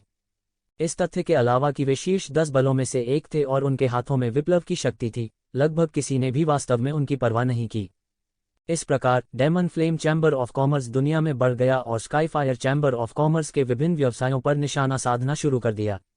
उनके उपासकों को भी एक एक करके हटा दिया गया, इस बात के लिए कि राष्ट्रपति के पास व्यक्तिगत रूप से कार्रवाई करने के अलावा कोई विकल्प नहीं था। हालांकि परिणाम यह हुआ कि diamond flame chamber of commerce के अध्यक्ष आसानी से हार गए और भारी रूप से घायल हो गए। यद्यपि वे दोनों दूसरे दिव्य क्षेत्र के शिखर पर थे, दानव फ्लेम चैम्बर ऑफ कॉमर्स के अध्यक्ष स्पष्ट रूप से मजबूत थे। राष्ट्रपति के संरक्षण के बिना स्काईफायर चैम्बर ऑफ कॉमर्स और भी अधिक अनिश्चित स्थिति में था। इस समय ली होनशियू भी स्काईफायर चैम्बर ऑफ कॉमर्स की देखरेख के लिए विशेषज्ञों को आमंत्रित करने के लिए हर जगह गए। शुरुआत में उन्होंने कुछ विशेषज्ञों को आमंत्रित करने के लिए अपनी कई वर्षों की प्रतिष्ठा पर भरोसा किया, लेकिन कोई फायदा नहीं हुआ। अंत में वे सभी एक एक करके मारे गए। जल्द ही स्काईफायर चैम्बर ऑफ कॉमर्स एक आवारा कुत्ते की तरह हो गया। सभी ने उनसे परहेज किया और उनके निमंत्रणों को भी नरक का एक्सप्रेस टिकट होने की अफवाह थी। इन परिस्थितियों में येज़िवेन ने वास्तव में स्काईफायर चैम्बर ऑफ कॉमर्स के निमंत्रण को स्वीकार करने का साहस किया। यह भौहें कैसे नहीं उठा सकता था। सबसे महत्वपूर्ण बात यह है कि येज़िवेन ने सभी की आंखों के सामने diamond flame chamber of commerce के उपासकों में से एक को मार डाला था। आकाशीय क्षेत्र का एक विशेषज्ञ येज़िवेन के हाथों मर गया था। यह diamond flame chamber of commerce को हड्डी तक चोट पहुंचाने के लिए काफी था। यह सोचकर हर कोई मदद नहीं कर सकता था, लेकिन diamond flame chamber of commerce को देखता था। इस अवधि के दौरान diamond flame chamber of commerce अभिमानी और निरंकुश था, स्काईफायर चैम्बर ऑफ कॉमर्स को एक मृत अंत में मजबूर करने की कोशिश कर रहा था। अब जब उन्हें सार्वजनिक रूप से थप्पड़ मारा गया तो वैम्पायर राष्ट्रपति की क्या प्रतिक्रिया होगी। इसके अलावा ये श्री वेन स्पष्ट रूप से अच्छे स्वभाव वाले व्यक्ति नहीं थे। निकट भविष्य में इन दो समूहों के बीच संघर्ष केस सिटी में शायद सबसे गर्म बात होगी। एक पल के लिए पूरे डिस्कॉर्ड सिटी का ध्यान heavenly fire chamber of commerce और devil flame chamber of commerce पर केंद्रित था। Heavenly fire chamber of commerce, जिसे गिरावट पर माना जाता था, ने अब उनकी सहायता के लिए ऐसे शक्तिशाली विशेषज्ञ की भर्ती की थी। सब कुछ जटिल और भ्रमित करने वाला हो गया था। हर कोई devil flame chamber of commerce को देख रहा था कि वे कैसे प्रतिक्रिया देंगे। येज़िवेन अटारी की रेलिंग पर बैठी थी, उसकी पीठ एक सिंदूर वाले खंभे से टिकी हुई थी। वह नहीं जानता था कि खंभा किस सामग्री से बना है, लेकिन जब वह उसके पास पहुंचा तो वह अपने शरीर के भीतर जेन युआन को परिचालित करना शुरू कर सकता था। Heavenly fire chamber of commerce में पहुंचने के बाद येज़िवेन को सबसे अच्छे अटारी में आराम करने की व्यवस्था की गई थी और बेदलाम की भूमि के खुलने की प्रतीक्षा की जा रही थी। वह दिन बहुत दूर नहीं था। हालांकि एक व्यक्ति था जिसे बेदलाम की भूमि पर जाने के लिए बाईपास नहीं किया जा सकता था, और वह था devil flame chamber of commerce का अध्यक्ष। वास्तव में devil flame chamber of commerce के अध्यक्ष भी बेदलाम की भूमि की कुंजी का लालच कर रहे थे। अन्यथा heavenly fire chamber of commerce को शीर्ष 10 शक्तियों में से एक के रूप में अपना स्थान छोड़ने के लिए मजबूर नहीं होना पड़ता। शीर्ष 10 शक्तियों का शीर्षक केवल एक शीर्षक था जिसकी वास्तव में बहुत से लोगों ने परवाह नहीं की थी। हालांकि बेदलाम की भूमि की कुंजी कुछ ऐसी थी जो हर कोई चाहता था। चाबी के बिना इसका मतलब किसी और के द्वारा नियंत्रित किया जाना था, और कोई बेदलाम की भूमि में स्वतंत्र रूप से प्रवेश या छोड़ भी नहीं सकता था। यह किसी भी बड़ी शक्ति के लिए असहनीय था। अतीत में जब heavenly fire chamber of commerce अभी भी अपने चरम पर था, तो इसकी देखरेख करने वाले एक third heavenly layer celestial realm विशेषज्ञ थे। किसी ने उसे छूने की हिम्मत नहीं की, लेकिन अब इसका अध्यक्ष केवल द्वितीय स्वर्गीय परत दिव्य क्षेत्र का विशेषज्ञ था। इसलिए कई द्वितीय श्रेणी की शक्तियां उसके दरवाजे पर दस्तक दे रही थीं, और devil flame chamber of commerce केवल सबसे शक्तिशाली में से एक था। आखिरकार heavenly fire chamber of commerce कई वर्षों से डिस्कॉर्ड सिटी में एक विशाल क्षेत्र पर कब्जा कर एक अत्याचारी था, विशेष रूप से इस वातावरण में जहां जमीन का एक एक इंच सोने के वजन के बराबर था। इसने एक ठोस नींव विकसित की थी। यही कारण भी था कि इतने लंबे समय तक दबे रहने के बाद भी यह नहीं गिरा था। बूम! बहुत दूर से एक अत्यंत भयानक विस्फोट हुआ, जिससे हवा की एक भयानक लहर उठी जिसने धूल के अनगिनत बादलों को लुढ़का दिया। आकाश और पृथ्वी ने रंग बदल दिया, और एक भयानक दबाव ने तुरंत आकाश को heavenly fire chamber of commerce के ऊपर घेर लिया। रक्त की मोटी गंध के साथ अंतहीन राक्षसी ऊर्जा फैलने लगी। ये ज़िवेन का कौला हवा में लहरा रहा था। उसने अपनी आंखें टेढ़ी कर लीं, और अपनी पैनी दृष्टि से उसने लगभग तुरंत ही एक दुबली पतली आकृति को heavenly fire chamber of commerce के प्रवेश द्वार से अंदर आते देखा। वह एक रईस के रूप में सुरुचिपूर्ण था, और उसके हाथ में heavenly fire chamber of commerce का एक गार्ड था। एक आधा कदम दिव्य क्षेत्र गार्ड एक छोटे चूजे की तरह उसके हाथ में पकड़ा गया था। सेन बाई के नुकीले दांत उसकी गर्दन में धंस गए, और थोड़ी ही देर में गार्ड चूसकर साफ हो गया। उसने जो चूसा वह लहू नहीं, बल्कि पूरे शरीर का सार था। पहरेदार सूख गया था, और लाश को किनारे फेंक दिया गया था। उसके मुंह के किनारे से खून पोंछते हुए उसके मुंह के कोने पर एक कुटिल मुस्कान दिखाई दी। वह मुस्कान ऐसी थी जैसे वह किसी मरे हुए आदमी को देख रहा हो। Heavenly fire chamber of commerce के आसपास के लोगों ने संपर्क करने की हिम्मत नहीं की, और केवल दूर से देखने की हिम्मत की। इससे भी आगे कुछ ग्राहक थे जो heavenly fire chamber of commerce में चीजें खरीदने के लिए आए थे। हालांकि हाल ही में heavenly fire chamber of commerce की गिरावट के कारण बहुत कम लोगों ने यहां चीजें खरीदने के लिए आना चुना। लेकिन इस समय बहुत से लोग इस रक्त कबीले को देखकर सिहर उठे बिना नहीं रह सके। यहां तक राक्षसों के बीच भी कई ऐसे थे जो मायावी रक्त कबीले से डरते थे, जो खुद को रात का रईस कहते थे। खासतौर पर जब उन्होंने उन्हें लोगों को साफ सुथरा चूसते देखा, तो यह किसी भी चीज से ज्यादा भयानक था। और इस रक्त कबीले ने परवाह नहीं की, लेकिन उसके चेहरे पर मुस्कान अधिक से अधिक भयावह हो गई। वह धीरे धीरे अंदर चला गया, जैसे कि वह अपने क्षेत्र में गश्त कर रहा हो। पूर्वज जू, तुम यहाँ क्या कर रहे हो? इस समय ली होंगशियू की फटकार सुनी गई। तसक तस, क्या तुम नहीं जानते? आप उत्तर जानते हुए भी पूछ रहे हैं। मूल रूप से मैंने तुम्हारे पिता की खातिर तुम्हारे साथ परेशान नहीं किया। कौन जानता था कि 1 इंच दिए जाने के बाद आप एक पैर चाहते हैं? फिर आज नरसंहार शुरू करने के लिए मुझे दोष मत दो। यह बस इतना ही होता है कि मैंने दिव्य लोक में एक कुंवारी का ताज़ा खून नहीं पिया है। यह निश्चित रूप से मुझे अच्छा महसूस कराएगा। हा हा हा। रक्तवंश और भी अधिक बदतमीजी से हंसा। यदि आप एक और कदम उठाते हैं तो हमें असभ्य होने का दोष न दें। ली होंगशियू चिल्लाया। मैं देखना चाहता हूं कि आप कितने असभ्य हो सकते हैं। उस व्यक्ति के बारे में क्या जिसने मेरे अधीनस्थों को मार डाला? टीएस, उसका खून अच्छा होना चाहिए, बहुत स्वादिष्ट। मैं निश्चित रूप से उसे अपनी कठपुतली बनाऊंगा और फिर मेरे लिए लड़ूंगा। इस समय रक्त कबीले के मास्टर ने अपनी दिव्य भावना पर पानी फेर दिया। आज मैं इस जगह को खून से नहलाऊंगा और इसे खून के कुंड में बदल दूंगा। जल्द ही ब्लड रेस के इस विशेषज्ञ ज्यूडेजू ने तुरंत अपनी दिव्य भावना को येजिवेन पर बंद कर दिया। हालांकि उसे एक पल में खोज लिया गया था। क्या तुमने मुझे खोज लिया है? येजिवेन ने उपहास के साथ कहा। येजिवेन ने उपहास किया, एक उंगली फैलाए और आकाश की ओर इशारा किया। अचानक एक अतुलनीय विशाल लंबी तलवार अचानक आकाश से गिरी। टकरा जाना। अतुलनीय भयानक विशाल तलवार जोर की आवाज के साथ नीचे गिर गई। बूम! एक तेज आवाज सुनाई दी और विशाल तलवार सीधे जमीन में धंस गई। पूरा मैदान पूरी तरह से फटा हुआ था, और यह जू द एंसेस्टर से 1 इंच की दूरी पर रुक गया। उड़ती धूल के बीच एक विशाल तलवार के हत्थे पर एक आकृति उतरी और धीरे धीरे उठ खड़ी हुई। टकराना। येजिवेन ने अपना एक हाथ विशाल तलवार के हैंडल पर रखा और अचानक उसे एक झनकार के साथ उठा लिया और कहा, चलो बाहर लड़ते हैं।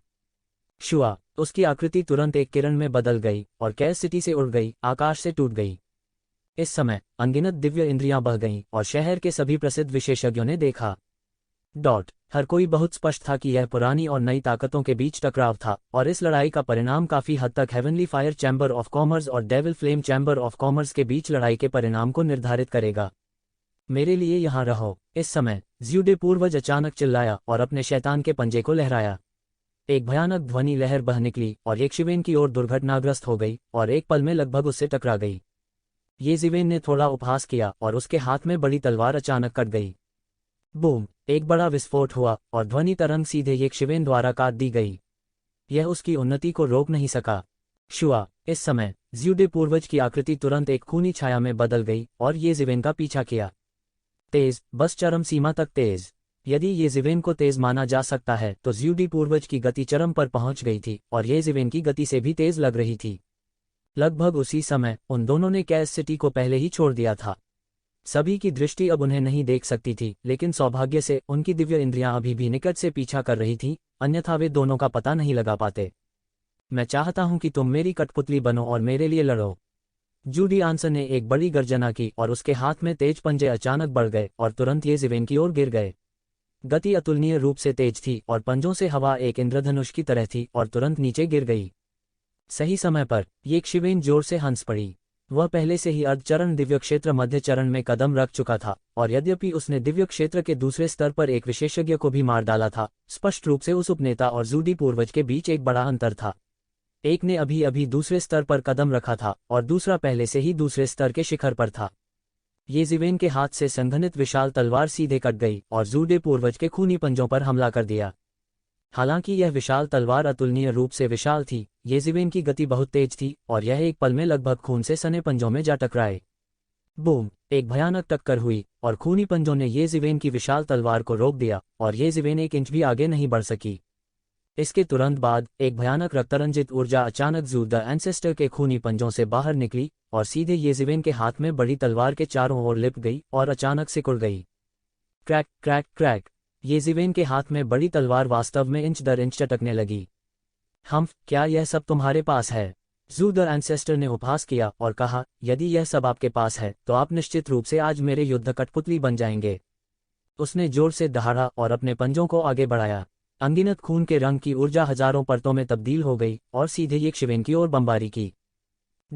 उसकी साधना पहले से ही दिव्य क्षेत्र के दूसरे स्तर के शिखर पर पहुंच चुकी थी और यह कोई आश्चर्य नहीं था कि heavenly fire chamber of commerce के अध्यक्ष भी ज़्यूडे पूर्वज द्वारा पूरी तरह से हार गए थे। बेशर्म शेखी बघारना, तू जिवेन! सभी दिशाओं में चिल्लाया और उसकी अभिव्यक्ति अतुलनीय रूप से ठंडी थी। उसने अचानक जमीन पर कदम रखा और अनगिनत सुनहरी लहरें उठीं। उसका हाथ एक बार फिर एक ज्वलनशील लंबी कृपाण में संघनित हो गया और सीधे कट गया। हर थप्पड़ खून से रंगे पहाड़ से टकराता। एक पल में 1000 स्लैश और 10,000 स्लैश थे।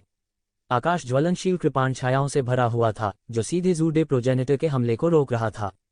तुम सही हो, तुम सही हो। आपके पास कुछ तरकीबें हैं और ये लपटें और भी निराली हैं। दुर्भाग्य से मेरी दुर्जय ताकत के सामने ये कुछ भी नहीं है। ज़ू द एंसेस्टर के खूनी पंजे अचानक खुल गए और असीम रक्तरंजित ऊर्जा बाहर निकल आई और ये जिवेन को लपेट दिया, उसे उसी जगह पर अलग करने का इरादा किया। बूम! ये रक्तरंजित ऊर्जा ये जिवेन से 3 इंच की दूरी पर फूटी और 8 ट्रेजी यूनिवर्स काल्ड्रॉन द्वारा अवरुद्ध कर दी गई। यह रक्तरंजित ऊर्जा 8 खजानों के ब्रह्मांड देग को अलग नहीं कर सकी। और इस समय ये शिवेन ने सीधे हमला किया। उसने अचानक एक कदम उठाया और पूरा शून्य एक पल में बिखर गया। उसके शरीर में हवा और गड़गड़ाहट की हल्की सी आवाज आई और फिर उसकी आकृति तुरंत गायब हो गई। वह सबकी आंखों के सामने से पूरी तरह गायब हो गया। अच्छा नहीं है, ज़ू द एंसेस्टर ने गुप्त रूप से शाप दिया और अनगिनत खूनी ऊर्जा तुरंत उसके शरीर में उबल पड़ी, जिससे एक विशाल सुरक्षा कवच बन गया। और जिस क्षण सुरक्षा कवच बना, ये जिवेन की आकृति एक बार फिर उसके पीछे दिखाई दी और ज्वाला में लंबी कृपाण तुरंत उसके हाथ में दिखाई दी और जमकर नीचे गिर गई। Crack crack crack crack! उसके शरीर पर रक्त के रंग की ऊर्जा इंच दर इंच बिखरने लगी। ज़ू के चेहरे पर अंत में सदमे और गुस्से के भाव प्रकट हुए। उसे उम्मीद नहीं थी कि एक शिवेन उसे इस हद तक मजबूर करेगी। Blood God domain! इस समय उसके बगल में एक खून से रंगा हुआ डोमेन तुरंत दिखाई दिया। केंद्र के रूप में उनके शरीर के साथ एक डोमेन दिखाई दिया और वह रक्त के रंग के भगवान की तरह युद्ध के मैदान के बीच में खड़ा हो गया। उसकी कठपुतलियां उसके चारों ओर थीं, अंतहीन। वे योद्धा थे जिनका सार अतीत में उनके द्वारा चूसा गया था। कुछ मानव जाति से थे और कुछ शैतान जाति से थे। इस समय वे एक सेना की तरह पंक्तिबद्ध थे। अनगिनत रक्त कबीले कठपुतलियों ने ये शिवेन की ओर उछालना शुरू कर दिया। इन सभी लोगों की आंखें रक्त लाल थीं। उनके चेहरे अतुलनीय रूप से क्रूर थे और उनके नुकीले नुकीले थे। ऐसा लग रहा था जैसे वे एक शिवेन को काटकर मौत के घाट उतारना चाहते थे। ये शिवेन ने महसूस किया कि वह पूरी तरह से रक्तरंजित ऊर्जा उन्माद में गिर गया था। इससे उसकी गति का पहले की तरह तेज होना असंभव हो गया। इतना मजबूत, वह स्वर्ग क्षेत्र के केवल दूसरे स्तर पर है, लेकिन वह पहले से ही इतना मजबूत है। वह उपनेता पहले से पूरी तरह से अलग है। ये जिवेन चुपके से चौंक गया। इस समय उसके हाथ में उग्र लंबी कृपाण अब ज़ू डेज़ू के शरीर को नहीं काट सकती थी। ज़ू डेज़ू के शरीर पर खून के रंग की ऊर्जा को ऐसा लगता था कि ब्लड गॉड डोमेन द्वारा बहुत मजबूत किया गया है। उसने केवल ठंडी सूंघी और ये शिवेन हिल गई। मैं देखना चाहता हूं कि आपके पास और कौन सी तरकीबें हैं। इस समय ज़ू डेज़ू ने उपहास किया। जब उसने ये शिवेन को देखा तो उसकी आंखों में लालच का हल्का निशान था। ये जिवेन को अत्याचारी माना जा सकता है जो उसे कठपुतली में बदलना चाहता है। अगर वह उसे पकड़ सकता है और उसे कठपुतली में बदल सकता है तो उसका ब्लड गॉड डोमेन और भी शक्तिशाली हो जाएगा। ज़ू डेज़ू ने उपहास किया। हुश हुश हुश। ये जिवेन के हाथ में उग्र लंबी कृपाण लहराती रही और लाशों की सेना जो उसकी ओर झपटी फट गई। हालांकि इन लाशों का उसके लिए कोई मुकाबला नहीं था, लेकिन वे बहुत अधिक थीं और वे लगभग एक साथ सघन रूप से भरी हुई थीं। एक ही क्षण में वे पहले ही उसके सामने झपट्टा मार चुके थे। उनमें से कुछ ने अपने विशाल नुकीले दांत भी खोले और सीधे ये शिवेन की ओर काट लिया। उनके शरीर पर शक्तिशाली आभा उनके प्रति घातक आकर्षण था। बजना बजना बजना। ये सूखी हुई लाशें सीधे उसके शरीर को काटती थीं, लेकिन वे उसकी त्वचा को काट भी नहीं सकते थे। ये जिवेन ने उपहास किया। उन्होंने अपने अत्याचारी शरीर को इस स्तर तक श्रमसाध्य रूप से साधना किया था। यदि वह इस स्तर का विरोध भी नहीं कर पाता तो क्या वह व्यर्थ साधना नहीं करता। जब भी कोई सूखी लाश काटती, धातु के टकराने की आवाज सुनी जा सकती थी। बूम। हवा और बिजली की गड़गड़ाहट तुरंत एक शिवेन के शरीर से बाहर निकल गई। 9वें स्वर्ग की शक्ति हुआनलेई इन दुष्ट चीजों में सबसे अधिक संयमित थी। ज़ू के पूर्वज को ऐसा लग रहा था कि ये सूखी हुई लाशें ये जिवेन के लिए कोई घातक खतरा पैदा नहीं कर सकतीं। इसलिए उन्होंने खुद कार्रवाई करने का फैसला किया।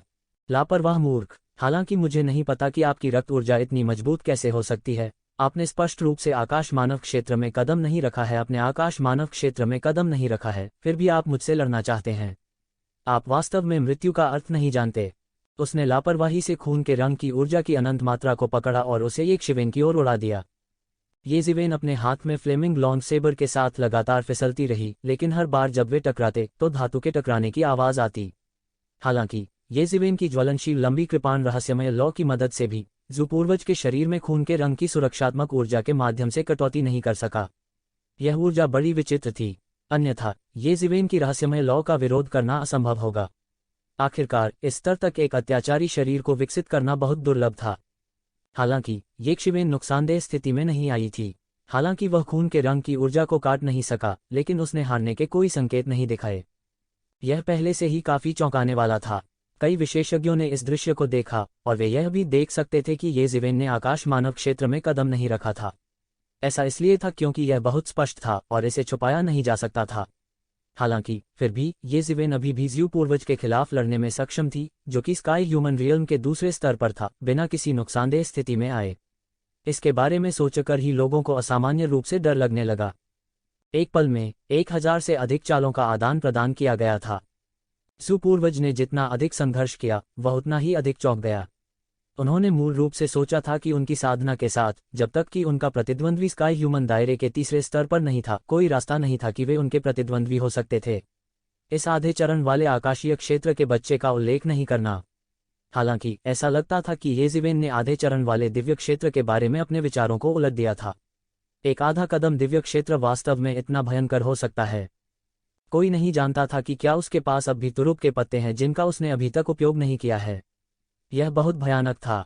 ये जिवेन के शरीर के चारों ओर हवा और गड़गड़ाहट की शक्ति लिपटी हुई थी, जिससे उसकी गति एक नए स्तर तक बढ़ गई थी। उसकी पिछली गति पहले से ही बहुत तेज थी, लेकिन रक्त पूर्वज अभी भी उसे एक पायदान तक दबाने में सक्षम था। लेकिन अब वह रक्त पूर्वज की गति को पूरी तरह पकड़ चुका था। हाँ, ज़ू पूर्वजों के ब्लड गॉड डोमेन के भीतर भी ये जिवेन की गति अभी भी आश्चर्यजनक थी। आम लोग उनके फिगर पर बिल्कुल भी लॉक नहीं कर पाते थे। केवल वे आकाशीय क्षेत्र के विशेषज्ञ ही अपनी दिव्य इंद्रियों के साथ उनकी आकृति पर ताला लगा सकते थे। हालांकि सामान्य दिव्य क्षेत्र के विशेषज्ञ ये जिवेन की आकृति को मुश्किल से ही देख सकते थे और वे इसे स्पष्ट रूप से नहीं देख सकते थे। तो इतनी तेजी से, क्या यह वास्तव में ऐसा कुछ है जो एक आधा कदम दिव्य क्षेत्र कर सकता है? ली होंगशियू ने ये जिवेन को अविश्वास से देखा। हालांकि उसने ये जिवेन को वापस आमंत्रित किया था, उसने ध्यान नहीं दिया कि ये जिवेन दिव्य लोक में भी नहीं थी। ऐसा इसलिए था क्योंकि महान दानव सेनापति येज़िवेन को अपनी पूरी ताकत का उपयोग करने के लिए मजबूर भी नहीं कर सकता था, उसे अपने वास्तविक दायरे का उपयोग करने के लिए मजबूर करना तो दूर की बात है। लेकिन अब ज्यू के पूर्वज ने ऐसा कर लिया था और येज़िवेन को अपनी असली खेती का उपयोग करने के लिए मजबूर कर दिया था। ये तो और भी चौंकाने वाला था। यदि एक आधा कदम दिव्य क्षेत्र विशेषज्ञ ऐसा कर सकता है, तो क्या वे दिव्य क्षेत्र विशेषज्ञ शर्म से नहीं मरेंगे? यह स्पष्ट रूप से एक साधारण व्यक्ति नहीं है, मुझे डर है कि वह भी एक बड़े परिवार द्वारा विकसित एक शीर्ष स्वर्ग का गौरव है। पुराने नौकर अंकल लिन अपनी दिव्य इंद्रियों के साथ मुश्किल से ही येज़िवेन पर ताला लगा सके। हम वास्तव में भाग्यशाली हैं कि ऐसे व्यक्ति को आमंत्रित करने में सक्षम हैं। हाँ, यह हमारे पूर्वजों का आशीर्वाद होना चाहिए, अन्यथा हम उसे कैसे आमंत्रित कर सकते थे? इस समय यहाँ तक ली होंगशियू ने भी थोड़ा सिर हिलाया, और इस मामले पर ध्यान दे रहे विभिन्न बलों के विशेषज्ञ और भी हैरान थे। यह आश्चर्य की बात नहीं थी कि ज्यू के पूर्वज ऐसा कर सकते थे, क्योंकि वह एक ब्लड रेस विशेषज्ञ थे जो अपनी गति के लिए जाने जाते थे। इसके अलावा उसकी खेती पहले से ही दिव्य क्षेत्र के दूसरे स्वर्ग में प्रवेश कर चुकी थी। हालांकि येज़िवेन केवल अर्धचरण दिव्य क्षेत्र मध्य चरण में था। येज़िवेन की गति तेज और तेज होती जा रही थी। हवा और गड़गड़ाहट की शक्ति ने उसके शरीर को और अधिक मजबूती से जकड़ लिया। उसके हाथ में आग लगने वाला लंबा ब्लेड लगातार नीचे काट रहा था और वह बस आकाश में बाद की छवियों को खींच रहा था। बहुत से लोगों की नज़रों में येज़िवेन बस सभी दिशाओं में सघन रूप से भरा हुआ था और आकाश उससे भरा हुआ था। हर येज़िवेन को काट रहा था, और हर बार जब येज़िवेन गायब हो जाता था तो उसकी जगह दूसरा आ जाता था। ज़ू द एंसेस्टर बार बार दहाड़ता है। हालांकि उसने बचाव करने की कितनी भी कोशिश की, येज़िवेन की गति बहुत तेज थी। येज़िवेन के हमले उसके शरीर पर पड़ रहे थे। उसके शरीर पर रक्त के रंग की ऊर्जा भी स्पष्ट रूप से कम हो रही थी। येज़िवेन चुपचाप इंतजार करती रही। वह बहुत धैर्यवान था और वह काटता रहता था। उन्हें विश्वास नहीं था कि खून के रंग की ऊर्जा को हमेशा के लिए ऐसे ही बनाए रखा जा सकता है। बेशक हजारों प्रयोगों के बाद खून के रंग की ऊर्जा स्पष्ट रूप से बहुत कमजोर हो गई थी। हरामी, ज़ू पूर्वज दहाड़ते रहे। उसने पहले ही येज़िवेन के इरादे का अनुमान लगा लिया था, लेकिन ऐसा करने का कोई तरीका नहीं था। हालांकि उसकी गति बहुत तेज थी, येज़िवेन की गति उसकी गति से थोड़ी अधिक थी। इसके अलावा यह उनके ब्लड गॉड डोमेन में था। यदि यह क्षेत्र में न होता तो वह कल्पना नहीं कर सकता था कि यह कैसा भयानक दृश्य होगा। मुझे विश्वास नहीं होता कि मैं तुम्हें पकड़ नहीं सकता। इस समय वह अब निष्क्रिय रूप से जाने नहीं देता। उसके शरीर पर खून के रंग की ऊर्जा शून्य में सघन रूप से भरी हुई रेखाओं में बदल गई और तुरंत शून्य में प्रवेश कर गई। हालांकि येज़िवेन की गति बहुत तेज थी और उसके आर पार देखना असंभव था। उसके पास अभी भी एक भौतिक शरीर था, इसलिए जब तक वह चलता था वह निश्चित रूप से इन घनी रक्त रंजित रेखाओं के संपर्क में आता था। निश्चित रूप से यह तरीका बहुत उपयोगी था। उसने येज़िवेन के प्रक्षेपवक्र को एक पल में समझ लिया था। रक्तातंक। ज़ू पूर्वज भयावह रूप से मुस्कुराया और विशाल आकाश को चकनाचूर करते हुए अचानक नीचे गिर गया। उनके इस पंजे ने उनके पूरे शरीर की साधना को संघनित कर दिया। वह येज़िवेन पर अंतिम हमला करना चाहता था और उसे अच्छी तरह से मारना चाहता था। उसके पंजे से आसमान भी चकनाचूर हो सकता था। पर्वत, नदियां, सूर्य और चंद्रमा उसके पंजे के प्रहार का प्रतिकार न कर सके। बजना। 8 खजानों वाले ब्रह्मांड की कड़ाही येज़िवेन के शरीर में लगभग तुरंत दिखाई दी। इसने स्वचालित रूप से उसके शरीर की रक्षा की और उसके भीतर उसकी रक्षा की। 8 खजाने ब्रह्मांड कड़ाही हिंसक रूप से हिल गया, लेकिन यह अभी भी ज़ू पूर्वज के पंजे से नहीं टूटा था। येज़िवेन ने एक बार फिर 8 खजानों वाले ब्रह्मांड की कड़ाही को पकड़े हुए ज़ू के पूर्वज पर हमला किया। इसके अलावा यह जैसे को तैसा टकराव था।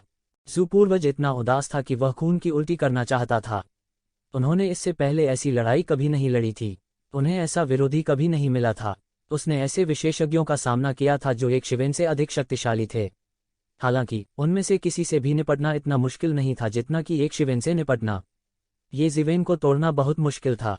8 खजाने ब्रह्मांड देग उसके लिए एक विशाल कछुए के खोल की तरह था। वह इसे तोड़ नहीं सका और वह बेहद उदास था।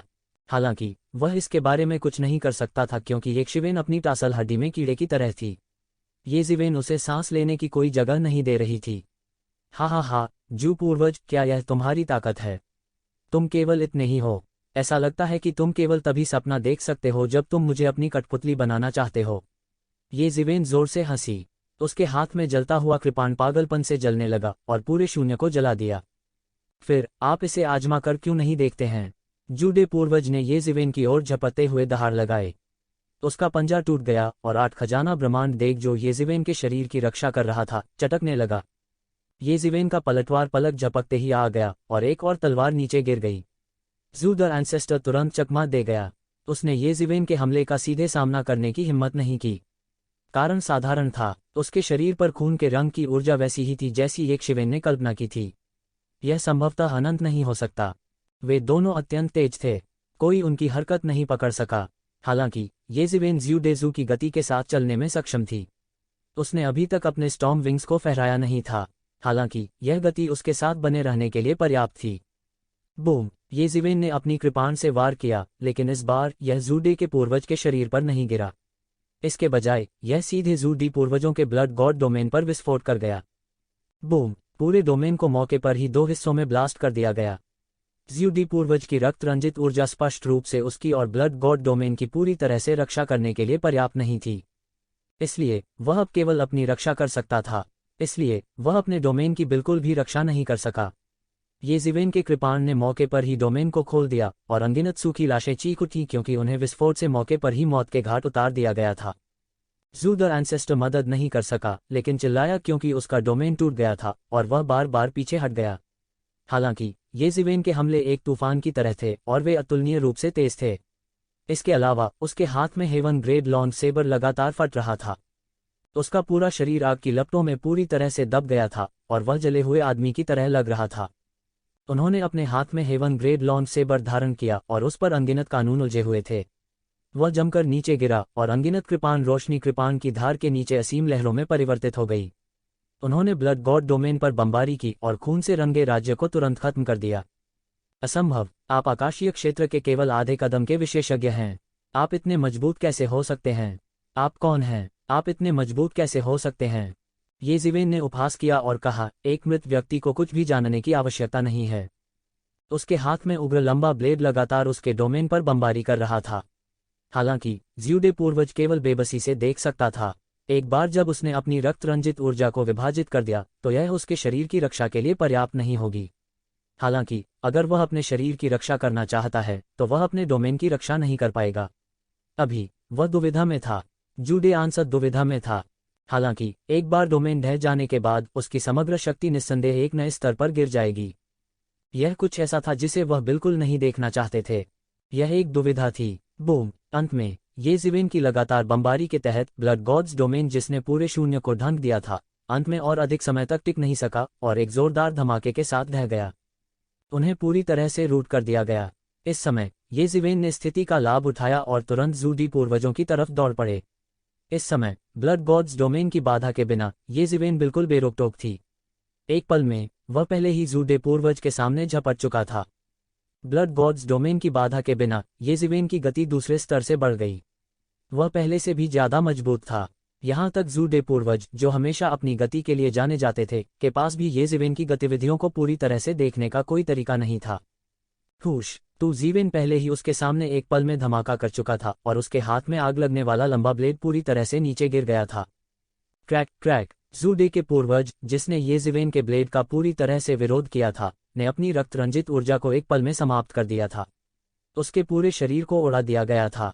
उसके शरीर में खून के रंग की ऊर्जा अनंत नहीं थी। इसके विपरीत उसके शरीर में रक्त के रंग की ऊर्जा मूल रूप से उन लोगों की थी जिनके रक्तसार को उसने सुखा लिया था। इस रक्त रंग की ऊर्जा को बनाने के लिए सच्ची आत्मा का वहंश रक्तसार के साथ विलीन हो गया था। यह रक्त रंजित ऊर्जा ही थी जिस पर उसने heavenly fire chamber of commerce के अध्यक्ष को समाप्त करने के लिए भरोसा किया था, जिसकी खेती लगभग उसकी तरह ही थी, मृत्यु तक। किसने सोचा होगा कि उसका सामना येज़िवेन जैसे सनकी से होगा?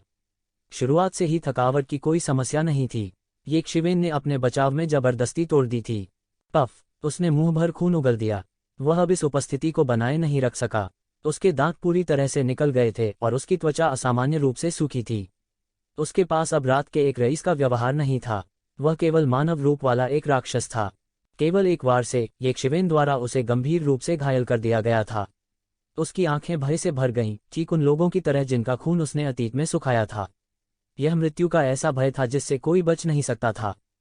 मूल रूप से उसने सोचा था कि उसने जीवन और मृत्यु को देखा है, लेकिन इस क्षण में वह भी अतुलनीय रूप से डरा हुआ था। हुश! येज़िवेन के हमले की अगली लहर पलक झपकते ही आ गई। उसके हाथ में आग लगने वाला लंबा ब्लेड एक बार फिर नीचे गिर गया। बूम! ज़ू द एंसेस्टर को एक बार फिर उड़ा दिया गया। उसमें अब प्रतिकार करने की शक्ति नहीं रही। उनका शरीर भी कमजोर और कमजोर होता जा रहा था। उसके सख्त शरीर को सीधे टुकड़ों में तोड़ दिया गया और खून फव्वारे की तरह फूट पड़ा। हुश! ब्लेड की रोशनी का एक फ्लैश गिरा और वह मौके पर ही 2 हिस्सों में बंट गया।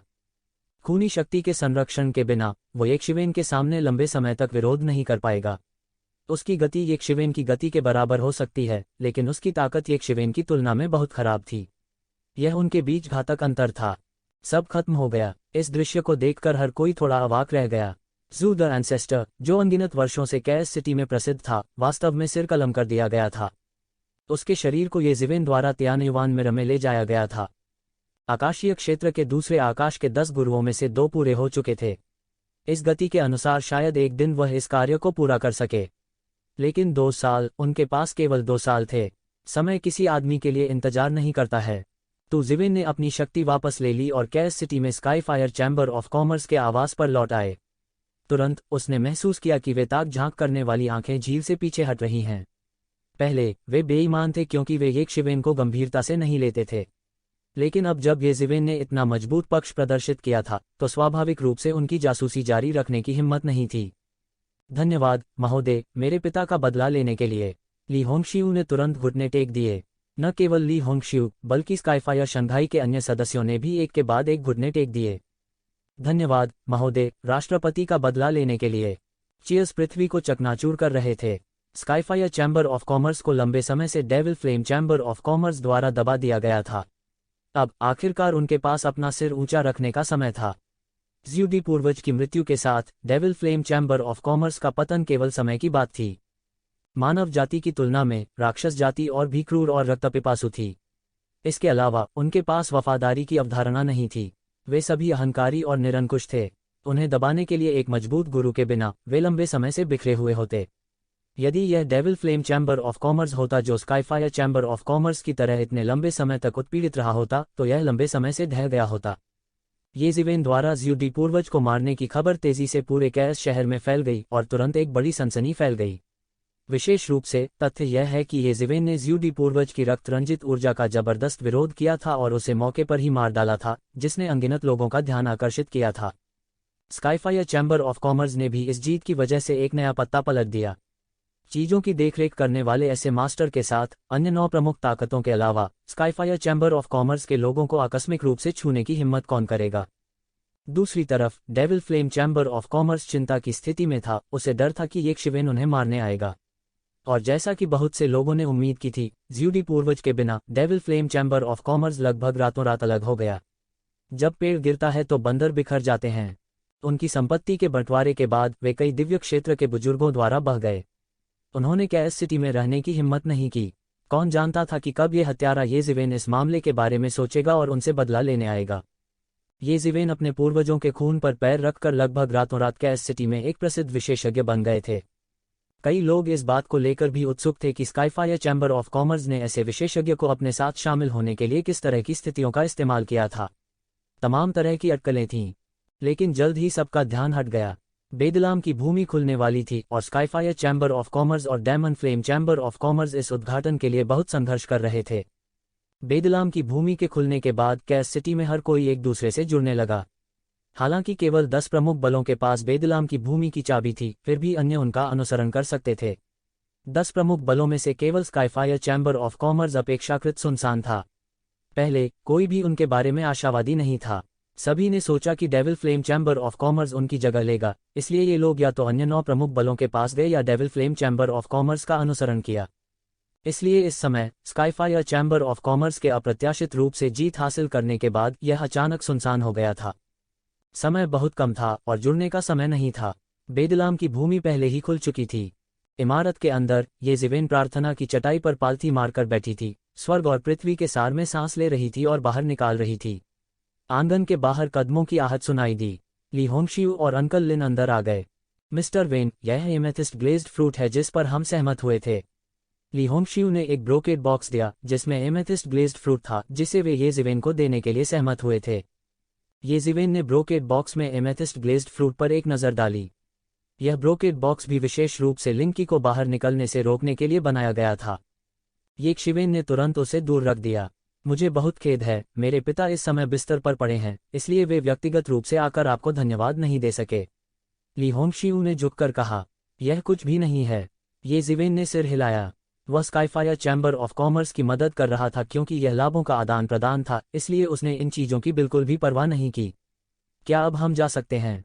ये जिवेन ने कहा, जब तक मिस्टर वेन तैयार हैं, हम किसी भी समय जा सकते हैं। ली होंगशियू ने कहा, तो चलते हैं। आकाश अंधेरा और असीम था। राक्षसी आभा और आध्यात्मिक आभा एक भूरे काले रंग में परिवर्तित हो गई, बल्कि मंद दिख रही थी। अराजकता की भूमि में यह दृश्य था। अंतहीन राक्षसी आभा और आध्यात्मिक आभा आपस में टकरा गई, जिससे एक विचित्र दृश्य बन गया।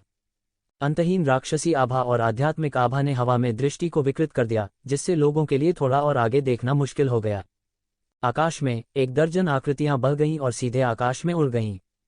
मुख्य व्यक्ति ने हरे रंग की पोशाक पहनी हुई थी और वह अपने बिस्वा दशा में लग रहा था। उसका रूप रंग कुछ नाजुक था, लेकिन उसमें थोड़ी दबंगई भी थी। उसके पीछे एक खूबसूरत महिला थी और उसके बगल में एक बूढ़ा आदमी था। और इन 3 लोगों के पीछे 1 दर्जन से अधिक विशेषज्ञों का एक समूह था जो आकाशीय क्षेत्र में आधे कदम की दूरी पर था। ये थे ये जिवेन और heavenly fire chamber of commerce के लोग। उनके अलावा ली होंशु और uncle Lin heavenly fire chamber of commerce के अभिजात वर्ग का एक समूह भी था। यह भी कहा जा सकता है कि heavenly fire chamber of commerce के अर्धचरण दिव्य क्षेत्र के अधिकांश विशेषज्ञ यहाँ एकत्र हुए थे। शेष आकाशीय क्षेत्र के 2/3 विशेषज्ञ अभी भी heavenly fire chamber of commerce में थे और स्वाभाविक रूप से heavenly fire chamber of commerce के बिस्तर पर पड़े अध्यक्ष। हालांकि heavenly fire chamber of commerce ने अपने लिए एक नाम बनाया था और demonic flame chamber of commerce को बुझा दिया था, वे अच्छी तरह जानते थे कि यह सब ये जिवेन कर रहा था। लेकिन ये जिवेन अपने शेष जीवन के लिए heavenly fire chamber of commerce के साथ नहीं रह सके। Heavenly fire chamber of commerce मूल रूप से हितों का सबसे सरल संयोजन था। इस तरह के संयोजन को तोड़ना भी सबसे आसान था। इसलिए heavenly fire chamber of commerce को सही मायने में पुनर्जीवित करने के लिए उन्हें अपने ही लोगों पर भरोसा करना पड़ा। हुश! आकाश में अचानक तेज हवा का प्रवाह हुआ, जिसके बाद पक्षियों का हिंसक रोना शुरू हो गया। आकाश में एक विशाल काला बादल तेज गति से उनकी ओर बढ़ा। देखने में यह करीब 200 से 300 मीटर आकार का था। पलक झपकते ही यह सबके सामने आ गया। इस समय हर कोई स्पष्ट रूप से देख सकता था कि यह वास्तव में एक विशाल खूंखार पक्षी था। ऐसा लग रहा था कि आकाश को ढक लिया गया है, और जब उसने अपना मुंह खोला तो अराजक प्रकाश की एक विशाल किरण बह निकली। उनमें से किसी के साथ छल नहीं किया जाना था और वे तुरंत मौके पर ही पीछे हट गए। बूम! अराजक प्रकाश की किरण जहां भी गुजरी, पूरी पर्वत श्रृंखला चपटी हो गई और टुकड़े टुकड़े हो गई। इसकी शक्ति अकल्पनीय थी। जानवर, हिम्मत मत करो। उस समय पुराने नौकर अंकल लिन ने अपनी चाल चली, एक विशाल हाथ बनाकर विशाल क्रूर पक्षी पर थप्पड़ मारा। आसमान से टकराना, पक्षी मौके पर मारा गया और बादलों से डगमगा गया। इस समय ऐसा लग रहा था कि पक्षी को आखिरकार एहसास हो गया है कि लोगों के इस समूह के साथ खिलवाड़ नहीं किया जाना चाहिए। केवल इसी क्षण वह बचना चाहता था। इस क्षेत्र के अधिपति के रूप में स्वर्ग के स्तर के शातिर जानवर जो चाहे कर सकते थे। किसने सोचा होगा कि वह ऐसे पैशाचिकों के समूह का सामना करेगा? यह देखते हुए कि ये जिवेन इसे आजमाने के लिए उत्सुक था, अंकल लिन ने आगे बढ़कर कहा, श्री वेन, मुर्गे को मारने के लिए कसाई के चाकू का उपयोग करने की कोई आवश्यकता नहीं है। इस बूढ़े गुलाम को इस जानवर को संभालने दो। इतना कहने के बाद अंकल लिन ने एक कदम आगे बढ़ाया। उसकी आभा तुरंत बदल गई और एक तेज आभा बह निकली। वह अब विनम्र नहीं दिखता था। यह उनका सच्चा स्वर था। ये जिवेन की फीनिक्स पुनर्जनन तकनीक से ठीक होने के बाद अंकल लिन की ताकत बहुत जल्दी ठीक हो गई। जल्द ही उसे फर्स्ट स्काई ऑफ हेवंटियर के शिखर पर बहाल कर दिया गया। अभी वह स्काईफायर चैम्बर ऑफ कॉमर्स के अपाहिज अध्यक्ष के बाद दूसरे स्थान पर थे। यह क्रूर पक्षी बचना चाहता था, लेकिन अंकल लिन इसे कैसे बचने दे सकते थे? उसने सीधे एक भयानक मुट्ठी के दबाव को उड़ा दिया और क्रूर पक्षी को मौके पर ही उड़ा दिया गया। फिर अंकल लिन ने उसका पीछा किया और उसे घूंसा मारकर मार डाला। विशाल लाश को अंकल लिन के स्थानिक रिंग में भी एकत्र किया गया था। इस तरह के हेवंटीय शातिर पक्षी की लाश निश्चित रूप से बहुत लायक थी। यह उनके रास्ते में सिर्फ एक अंतराल था। इस हंगामे में कई खूंखार जानवर भी थे। इनमें से कुछ क्रूर जानवर समूहों में थे, जबकि कुछ अकेले थे। हेवंटियर पर इस तरह के खूंखार जानवर अक्सर दिखाई देते थे और अकेले रहते थे। इस क्रूर पक्षी को मारने के बाद समूह रुका नहीं और आगे बढ़ता गया। अब तक मिस्ली अभी भी हमें नहीं बताना चाहती कि हम कहाँ जा रहे हैं, ये जिवेन ने अस्वाभाविक रूप से कहा। ऐसा नहीं है कि हम इसे श्रीवेन से छिपाना चाहते हैं, यह सिर्फ इतना है कि यहाँ बहुत सारे लोग हैं। हमें डर था कि खबर लीक हो जाएगी, इसलिए हमने आपको नहीं बताया। मेरे पिता के लिए वह बात भी महत्वपूर्ण। अब जबकि हम बेदलाम में प्रवेश कर चुके हैं, हम स्वाभाविक रूप से मिस्टर वेन को बता सकते हैं, ली होंगशिऊ ने कहा। मेरे पिता ज्यूडी पूर्वज द्वारा गंभीर रूप से घायल हो गए थे। वे पिशाच जाति के अद्वितीय रक्त विष से भी गंभीर रूप से घायल हो गए थे, ली होंगशिऊ ने कहा। तो आप यहाँ कुछ ऐसा खोजने आए हैं जो राष्ट्रपति की चोट को ठीक कर सके। क्या मैं पूछ सकता हूँ कि यह क्या है? ये जिवेन ने पूछा। मैं इसे मिस्टर से नहीं छिपाऊंगा वेन, यह फीनिक्स का कंकाल है, ली होंगशिऊ ने कहा। क्या? ये जिवेन ने आश्चर्य से कहा। वह हैरान हुए बिना नहीं रह सका। यदि फीनिक्स का कंकाल वास्तविक होता तो उसे अमूल्य कहा जा सकता था। यह बस एक अनमोल खजाना था। ड्रैगन रेस की तरह ही फीनिक्स रेस भी एक प्रसिद्ध रेस थी। यह ड्रैगन रेस से अलग थी, जो ड्रैगन रेस की एक उपप्रजाति थी। हालांकि फीनिक्स जाति की कई उपप्रजातियां थीं, फीनिक्स जाति की उपप्रजातियों की संख्या ड्रैगन जाति से बहुत दूर थी। यहां तक कि वे उपप्रजातियां भी स्वाभाविक रूप से अत्याचारी प्राणी थीं। यदि वे एक निश्चित सीमा तक साधना करते हैं तो वे दिव्य क्षेत्र के शिखर तक भी पहुंच सकते हैं। इसलिए आमतौर पर शुद्ध खून वाली फीनिक्स और शुद्ध खून वाली ड्रैगन जाति अपेक्षाकृत दुर्लभ थीं। विशेष रूप से फीनिक्स जाति और ड्रैगन जाति के प्राचीन बैरेंस महाद्वीप के प्रभुत्व से हटने के बाद वे मूल रूप से बहुत दुर्लभ थे। यहाँ तक उनकी संबंधित जातियों की उपप्रजातियों की लाशें या हड्डियां भी बाहरी दुनिया में अनमोल थीं। शुद्ध रक्त वाले फीनिक्स की हड्डियों की तो बात ही छोड़ दें। अगर लोगों को इसके बारे में पता होता तो शायद इस बार बेदलाम के उद्घाटन में भाग लेने के लिए शायद यह वास्तव में कैस सिटी या यहाँ तक पूरे दानव क्षेत्र में हंगामा खड़ा कर देता। क्या यह शुद्ध खून है? ये जिवेन ने पूछा। यह सबसे महत्वपूर्ण बात थी। यह शुद्ध रक्त वाला होना चाहिए, इसमें कोई संदेह नहीं है। भले ही यह शुद्ध खून न हो, भले ही यह सिर्फ एक उपप्रजाति हो, फिर भी यह मेरे पिता की चोट के लिए बहुत फायदेमंद होगा, ली होंगशिऊ ने कहा। ये शिवेन आखिरकार समझ गई कि वो क्या सोच रही थी।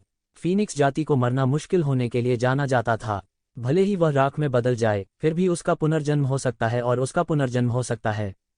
नश्वर लोगों के बीच भी एक कहावत थी कि चोटों के इलाज के लिए शराब बनाने के लिए बाघ की हड्डियों का उपयोग किया जाता था। एक फीनिक्स के कंकाल की तो बात ही छोड़िए। फीनिक्स रिजनरेशन तकनीक का अभ्यास करने वाले ये जिवेन ने इसे और भी बेहतर समझा। यदि एक फीनिक्स के कंकाल को एक अमृत में परिष्कृत किया जा सकता है तो साधारण चोटें कोई समस्या नहीं होंगी, भले ही वह फीनिक्स का कंकाल हो जो लंबे समय से मृत था। अच्छा ऐसा है, ये जिवेन ने कहा। यह हमारे स्वर्गीय फायर चैम्बर ऑफ कॉमर्स के वरिष्ठों द्वारा खोजा गया था जिन्होंने पिछली बार बेदलाम में प्रवेश किया था। क्योंकि मेरे पिता गंभीर रूप से घायल हो गए थे, मैंने अपने पिता की चोट का इलाज करने के लिए एक फीनिक्स के कंकाल को एक अमृत में बदलने के बारे में सोचा, ली होंगशिऊ ने कहा। चूंकि आपने इसे पहले ही खोज लिया है तो आपने इसे पिछली बार क्यों नहीं निकाला? ये जिवेन थोड़ी हैरान थी। बाहरी दुनिया के लिए फीनिक्स का कंकाल निश्चित रूप से एक अनमोल खजाना था। अगर उन्होंने इसे पहले खोज लिया था तो उन्होंने इसे पहले क्यों नहीं हटाया? यह इस फीनिक्स के कंकाल के स्थान के कारण है। यह फीनिक्स का कंकाल एक घाटी में स्थित है। इस घाटी में एक बहुत ही भयंकर पक्षी रहता है। हालांकि उनमें से प्रत्येक के पास केवल कानून अभिव्यक्ति क्षेत्र की ताकत है, वे समूहों में हैं। उनमें आसानी से लाखों या लाखों भी हैं। हालांकि पिछली बार बेदलाम में प्रवेश करने वाले हमारे वरिष्ठों ने इस फीनिक्स के कंकाल को पाया था। वे उस समय अपने घोंसले में वापस आ गए थे, इसलिए फीनिक्स के कंकाल को दूर ले जाने का कोई रास्ता नहीं था, ली होंगशिऊ ने कहा। ये जिवेन प्रबुद्ध थी, तो यह ऐसा ही था। हालांकि कानून के दायरे की ताकत अब उसके लिए कुछ भी नहीं थी। अगर लाखों या लाखों लोग एक साथ हमला कर रहे होते तो उसके पास भागने के अलावा और कोई चारा नहीं होता। यह संख्या वाकई भयानक थी। अगर वे वास्तव में मिले तो वे केवल बच सकते थे।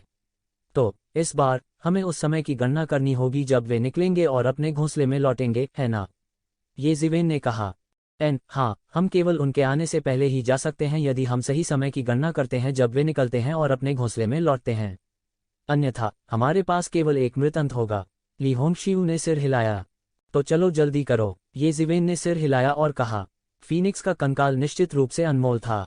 कोई आश्चर्य नहीं कि ली होंगशिऊ ने पहले यह कहने की हिम्मत नहीं की। एक बार जब उसने अपना मन बदल लिया तो वे कुछ नहीं कर सके। वास्तव में अगर वे यहाँ आए भी तो वे भी कुछ नहीं कर सकते थे यदि उन्होंने अपना मन बदल लिया। यह थी दूसरों से कमजोर होने की मजबूरी। वे केवल दूसरों पर अपनी आशा रख सकते थे।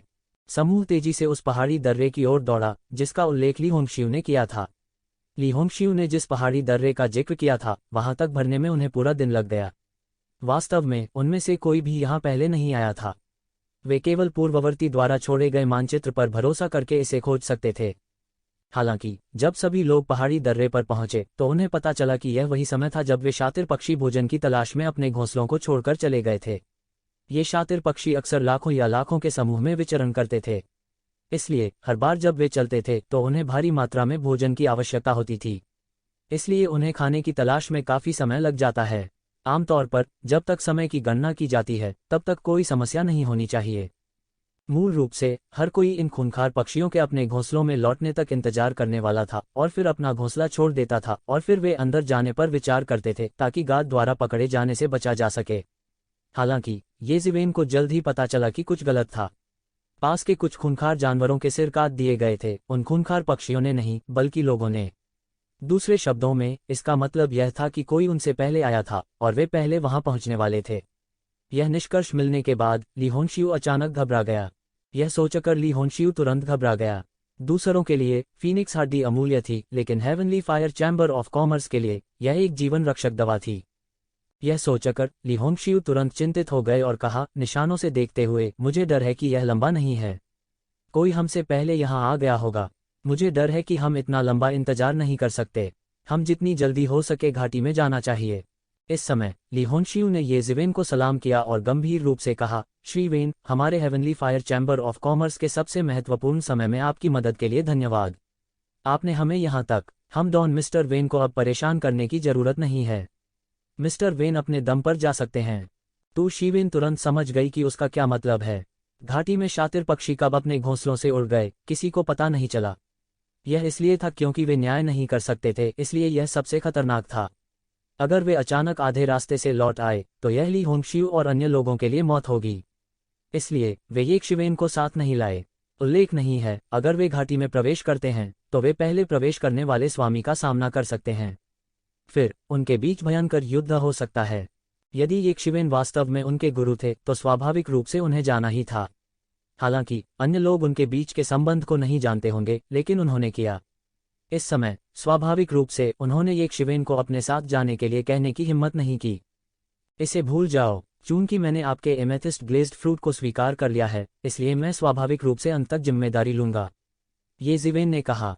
शुक्रिया श्रीमान वेन। ली होंशियू तुरंत बहुत खुश हो गई। वह स्वाभाविक रूप से जानती थी कि येज़िवेन की युद्ध शक्ति उनकी सफलता के लिए कितनी महत्वपूर्ण थी। अगर ऐसा है तो चलो जल्दी चलते हैं। येज़िवेन पहले से ही युद्ध के लिए तैयार थी। एमेथिस्ट ग्लेज्ड फ्रूट बेशकीमती था। चूंकि उसने पहले ही इसे स्वीकार कर लिया था, इसलिए स्वाभाविक रूप से उसे अंत तक इसे करना ही था। श्री वेन, हम उनका सामना नहीं कर सकते क्योंकि इस घाटी में कई घुमावदार रास्ते हैं। फीनिक्स की हड्डी उनमें से एक में है, इसलिए हम उनका सामना नहीं कर सकते हैं, ली होंशियू ने कहा। अगर ऐसा है तो चलो चलें। घाटी का आंतरिक भाग एक विशाल स्थान था। इसके अलावा इसे किसी अज्ञात शक्ति द्वारा सील कर दिया गया था, जिससे 1000 झांक की ऊंचाई से आगे उड़ना असंभव हो गया। यह ऐसा था जैसे इस जगह को सील करने वाला एक विशाल अवरोधक था। इसीलिए यह कहा गया कि उन खूंखार पक्षियों की वापसी सबसे भयानक स्वर्गीय क्लेश थी। बचना असंभव था। पहली नज़र में पूरी घाटी का भीतरी भाग किसी जन्नत जैसा था। येज़िवेन ने चारों ओर देखा और चट्टानों पर कुछ स्वर्गीय खजाने को उगते हुए देखा। वे सभी अपेक्षाकृत कीमती औषधीय जड़ी बूटियां थीं। चूंकि वे इस घाटी में बड़े थे, इसलिए न तो इंसानों और न ही अशुभ जानवरों ने उन्हें संरक्षण देने की हिम्मत की। लाखों अशुभ पक्षियों का सामना करने पर कोई भी उन अशुभ पक्षियों के पेट में दब जाता। येज़िवेन ने चारों ओर देखा और देखा कि घाटी का आंतरिक भाग स्वर्ग जैसा था। हालांकि काफी संख्या में भयंकर जानवर थे जो इन भयंकर पक्षियों के दूर रहने के दौरान चुपके से आ गए। रास्ते में सभी ने इन खूंखार जानवरों की कई लाशें देखीं। वे सभी मारे गए थे। वे रास्ते में ऐसी लाशें देख सकते थे। ये सभी हाल ही में मारे गए थे। येज़िवेन की भौहें तन गईं। जिस तरह से उन्होंने इन अपशकुन जानवरों को मारा, उसे देखते हुए लोगों के इस समूह की ताकत कोई छोटी बात नहीं थी। उनमें से दिव्यलोक स्तर के कई अशुभ प्राणी थे। हालांकि वे सभी बिना किसी अपवाद के एक चाल में मारे गए। वे उड़कर घाटी में चले गए। जल्द ही हर कोई एक बड़े घास के मैदान में उड़ गया था। सबसे आश्चर्यजनक बात यह थी कि इस घास के मैदान में उगने वाली घास वास्तव में फीनिक्स ब्लड ग्रास थी। ड्रैगन ब्लड ग्रास की तरह फीनिक्स ब्लड ग्रास भी एक दुर्लभ खजाना था, क्योंकि यह केवल फीनिक्स के खून से ही बढ़ सकता था। हालांकि उनके सामने फीनिक्स ब्लड ग्रास की गुणवत्ता बहुत अच्छी नहीं थी और इसे शुद्ध फीनिक्स रक्त से सींचा नहीं गया था, लेकिन फिर भी यह अभी भी एक दुर्लभ खजाना था। इस घास के मैदान में बस फीनिक्स ब्लड ग्रास ने दसियों अरबों स्पिरिट क्रिस्टल जोड़े। मुझे उम्मीद नहीं थी कि यहाँ इतने सारे फीनिक्स ब्लड ग्रास होंगे। ली होंगशिऊ ने कहा, फीनिक्स ब्लड ग्रास के लिए एक विशिष्ट विकास वातावरण नहीं है। केवल आवश्यकता यह है कि इसे फीनिक्स रक्त से सींचा जाना चाहिए। इतना बड़ा घास का मैदान, इसे सींचने में फीनिक्स का कितना खून लगेगा। सभी के चेहरे पर हैरानी भी थी। हर कोई फीनिक्स ब्लड ग्रास की प्रकृति के बारे में बहुत स्पष्ट था। क्या ऐसा हो सकता है कि कोई फीनिक्स यहाँ घायल हुआ हो और उसे बड़ा किया हो? फीनिक्स के उस कंकाल के बारे में सोचकर सभी को लगा कि ऐसी कोई संभावना है। हालांकि यह जल्दी से पलट गया क्योंकि फीनिक्स ब्लड ग्रास इतना शुद्ध नहीं था। यदि इसे एक असली फीनिक्स के रक्त से सींचा जाता तो यह करोड़ों स्पिरिट क्रिस्टलों जितना सरल नहीं होता। इतना बड़ा पैमाना कम से कम खरबों स्पिरिट क्रिस्टल का होगा। फीनिक्स जाति के लोगों को फीनिक्स रक्त की परवाह नहीं हो सकती है, लेकिन जो लोग फीनिक्स जाति से नहीं थे उनके लिए यह एक पवित्र चिकित्सा औषधि थी। ये ज़िवेन इसे सबसे अच्छी तरह समझते थे क्योंकि उन्होंने फीनिक्स पुनर्जनन तकनीक विकसित की थी। यह कहा जाता था कि फीनिक्स जाति में भी यह एक सर्वोच्च गुप्त तकनीक थी। उसका शरीर धीरे धीरे फीनिक्स के समान शरीर में परिवर्तित हो गया था। इसके अतिरिक्त उसने बहुत से स्वर्गीय खजाने को निगल लिया था। अब यह कहना गलत नहीं होगा कि ये ज़िवेन स्वर्ग को चुनौती देने वाले प्रभाव वाली एक दवा थी। फिर एकमात्र संभावना यह है कि फीनिक्स के वंशज यहाँ रहे और इन फीनिक्स ब्लड ग्रास को पानी पिलाया। ये ज़िवेन ने कहा। अचानक उसकी आंखें चमक उठीं।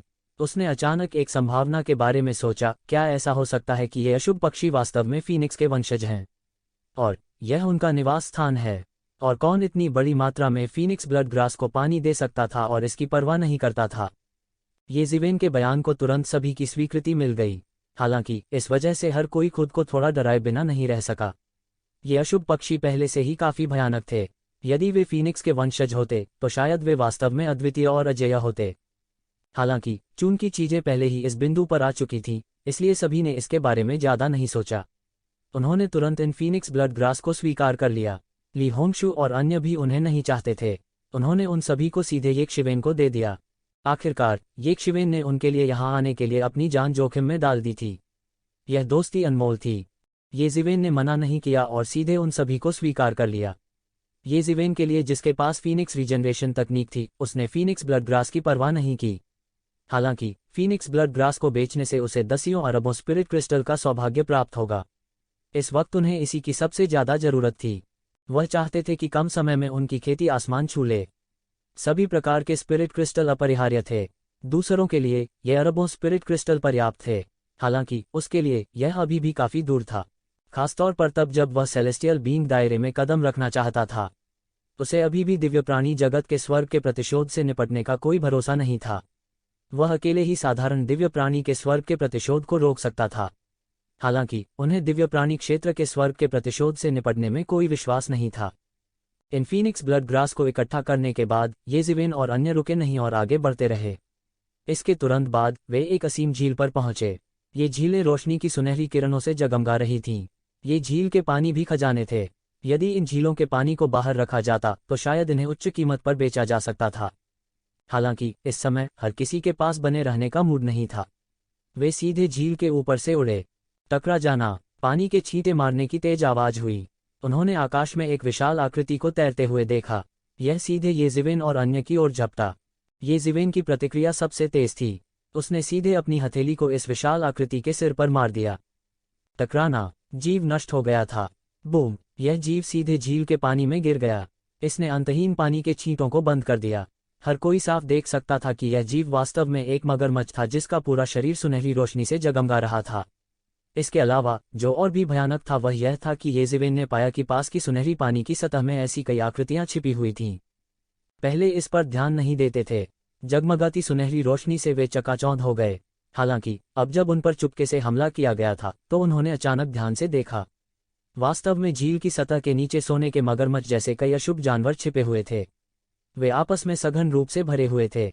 उन्हें अचानक अपनी रीढ़ में ठंडक महसूस हुई। एडमंटन पानी, यह झील का पानी अडामेंटाइन पानी बन जाता है। मुझे नहीं पता कि एडमंटन झील के पानी में क्यों बदल गया है। झील के पानी के छींटे मारने वाले ये ज़िवेन को तुरंत झील के पानी की समस्या का पता चला। सुनहरी झील का पानी एडामेंटन से बना तरल निकला। आमतौर पर एडामेंटाइन एक ठोस अवस्था में मौजूद होता है। हालांकि अब यह वास्तव में एक तरल रूप में मौजूद था। यह अपने आप में अविश्वसनीय था। सबसे खास बात यह है कि यह झील अपने आप में अनमोल थी। एडमंटन विभिन्न मार्शल उपकरणों को परिष्कृत करने के लिए एक अनिवार्य कच्चा माल था। अब इसने वास्तव में एक असीम झील बना ली थी। कोई कल्पना कर सकता है कि यह बिल्कुल अमूल्य था, क्योंकि एडमंटन स्वयं एक धातु थी जिसे चरम रूप में परिष्कृत किया गया था। यह कोई शुद्ध नहीं हो सकता था। यह पहले से ही स्पष्ट नहीं था कि एडमंटन पानी की इस झील को कितने स्प्लिट क्रिस्टल के लिए बेचा जा सकता है। हालांकि यह विचार नहीं लिया जा सका। झील में सुनहरे मगरमच्छ एक भयानक अस्तित्व थे। एक नज़र में यह अज्ञात था कि उनमें से सैकड़ों या हजारों थे। सबसे महत्वपूर्ण बात यह है कि उनके भौतिक शरीर भयानक रूप से मजबूत थे। ये ज़िवेन की हथेली ने अभी अभी इस मगरमच्छ को थोड़ा असहज महसूस कराया। इसके बाद यह वापस पानी में छिप गया।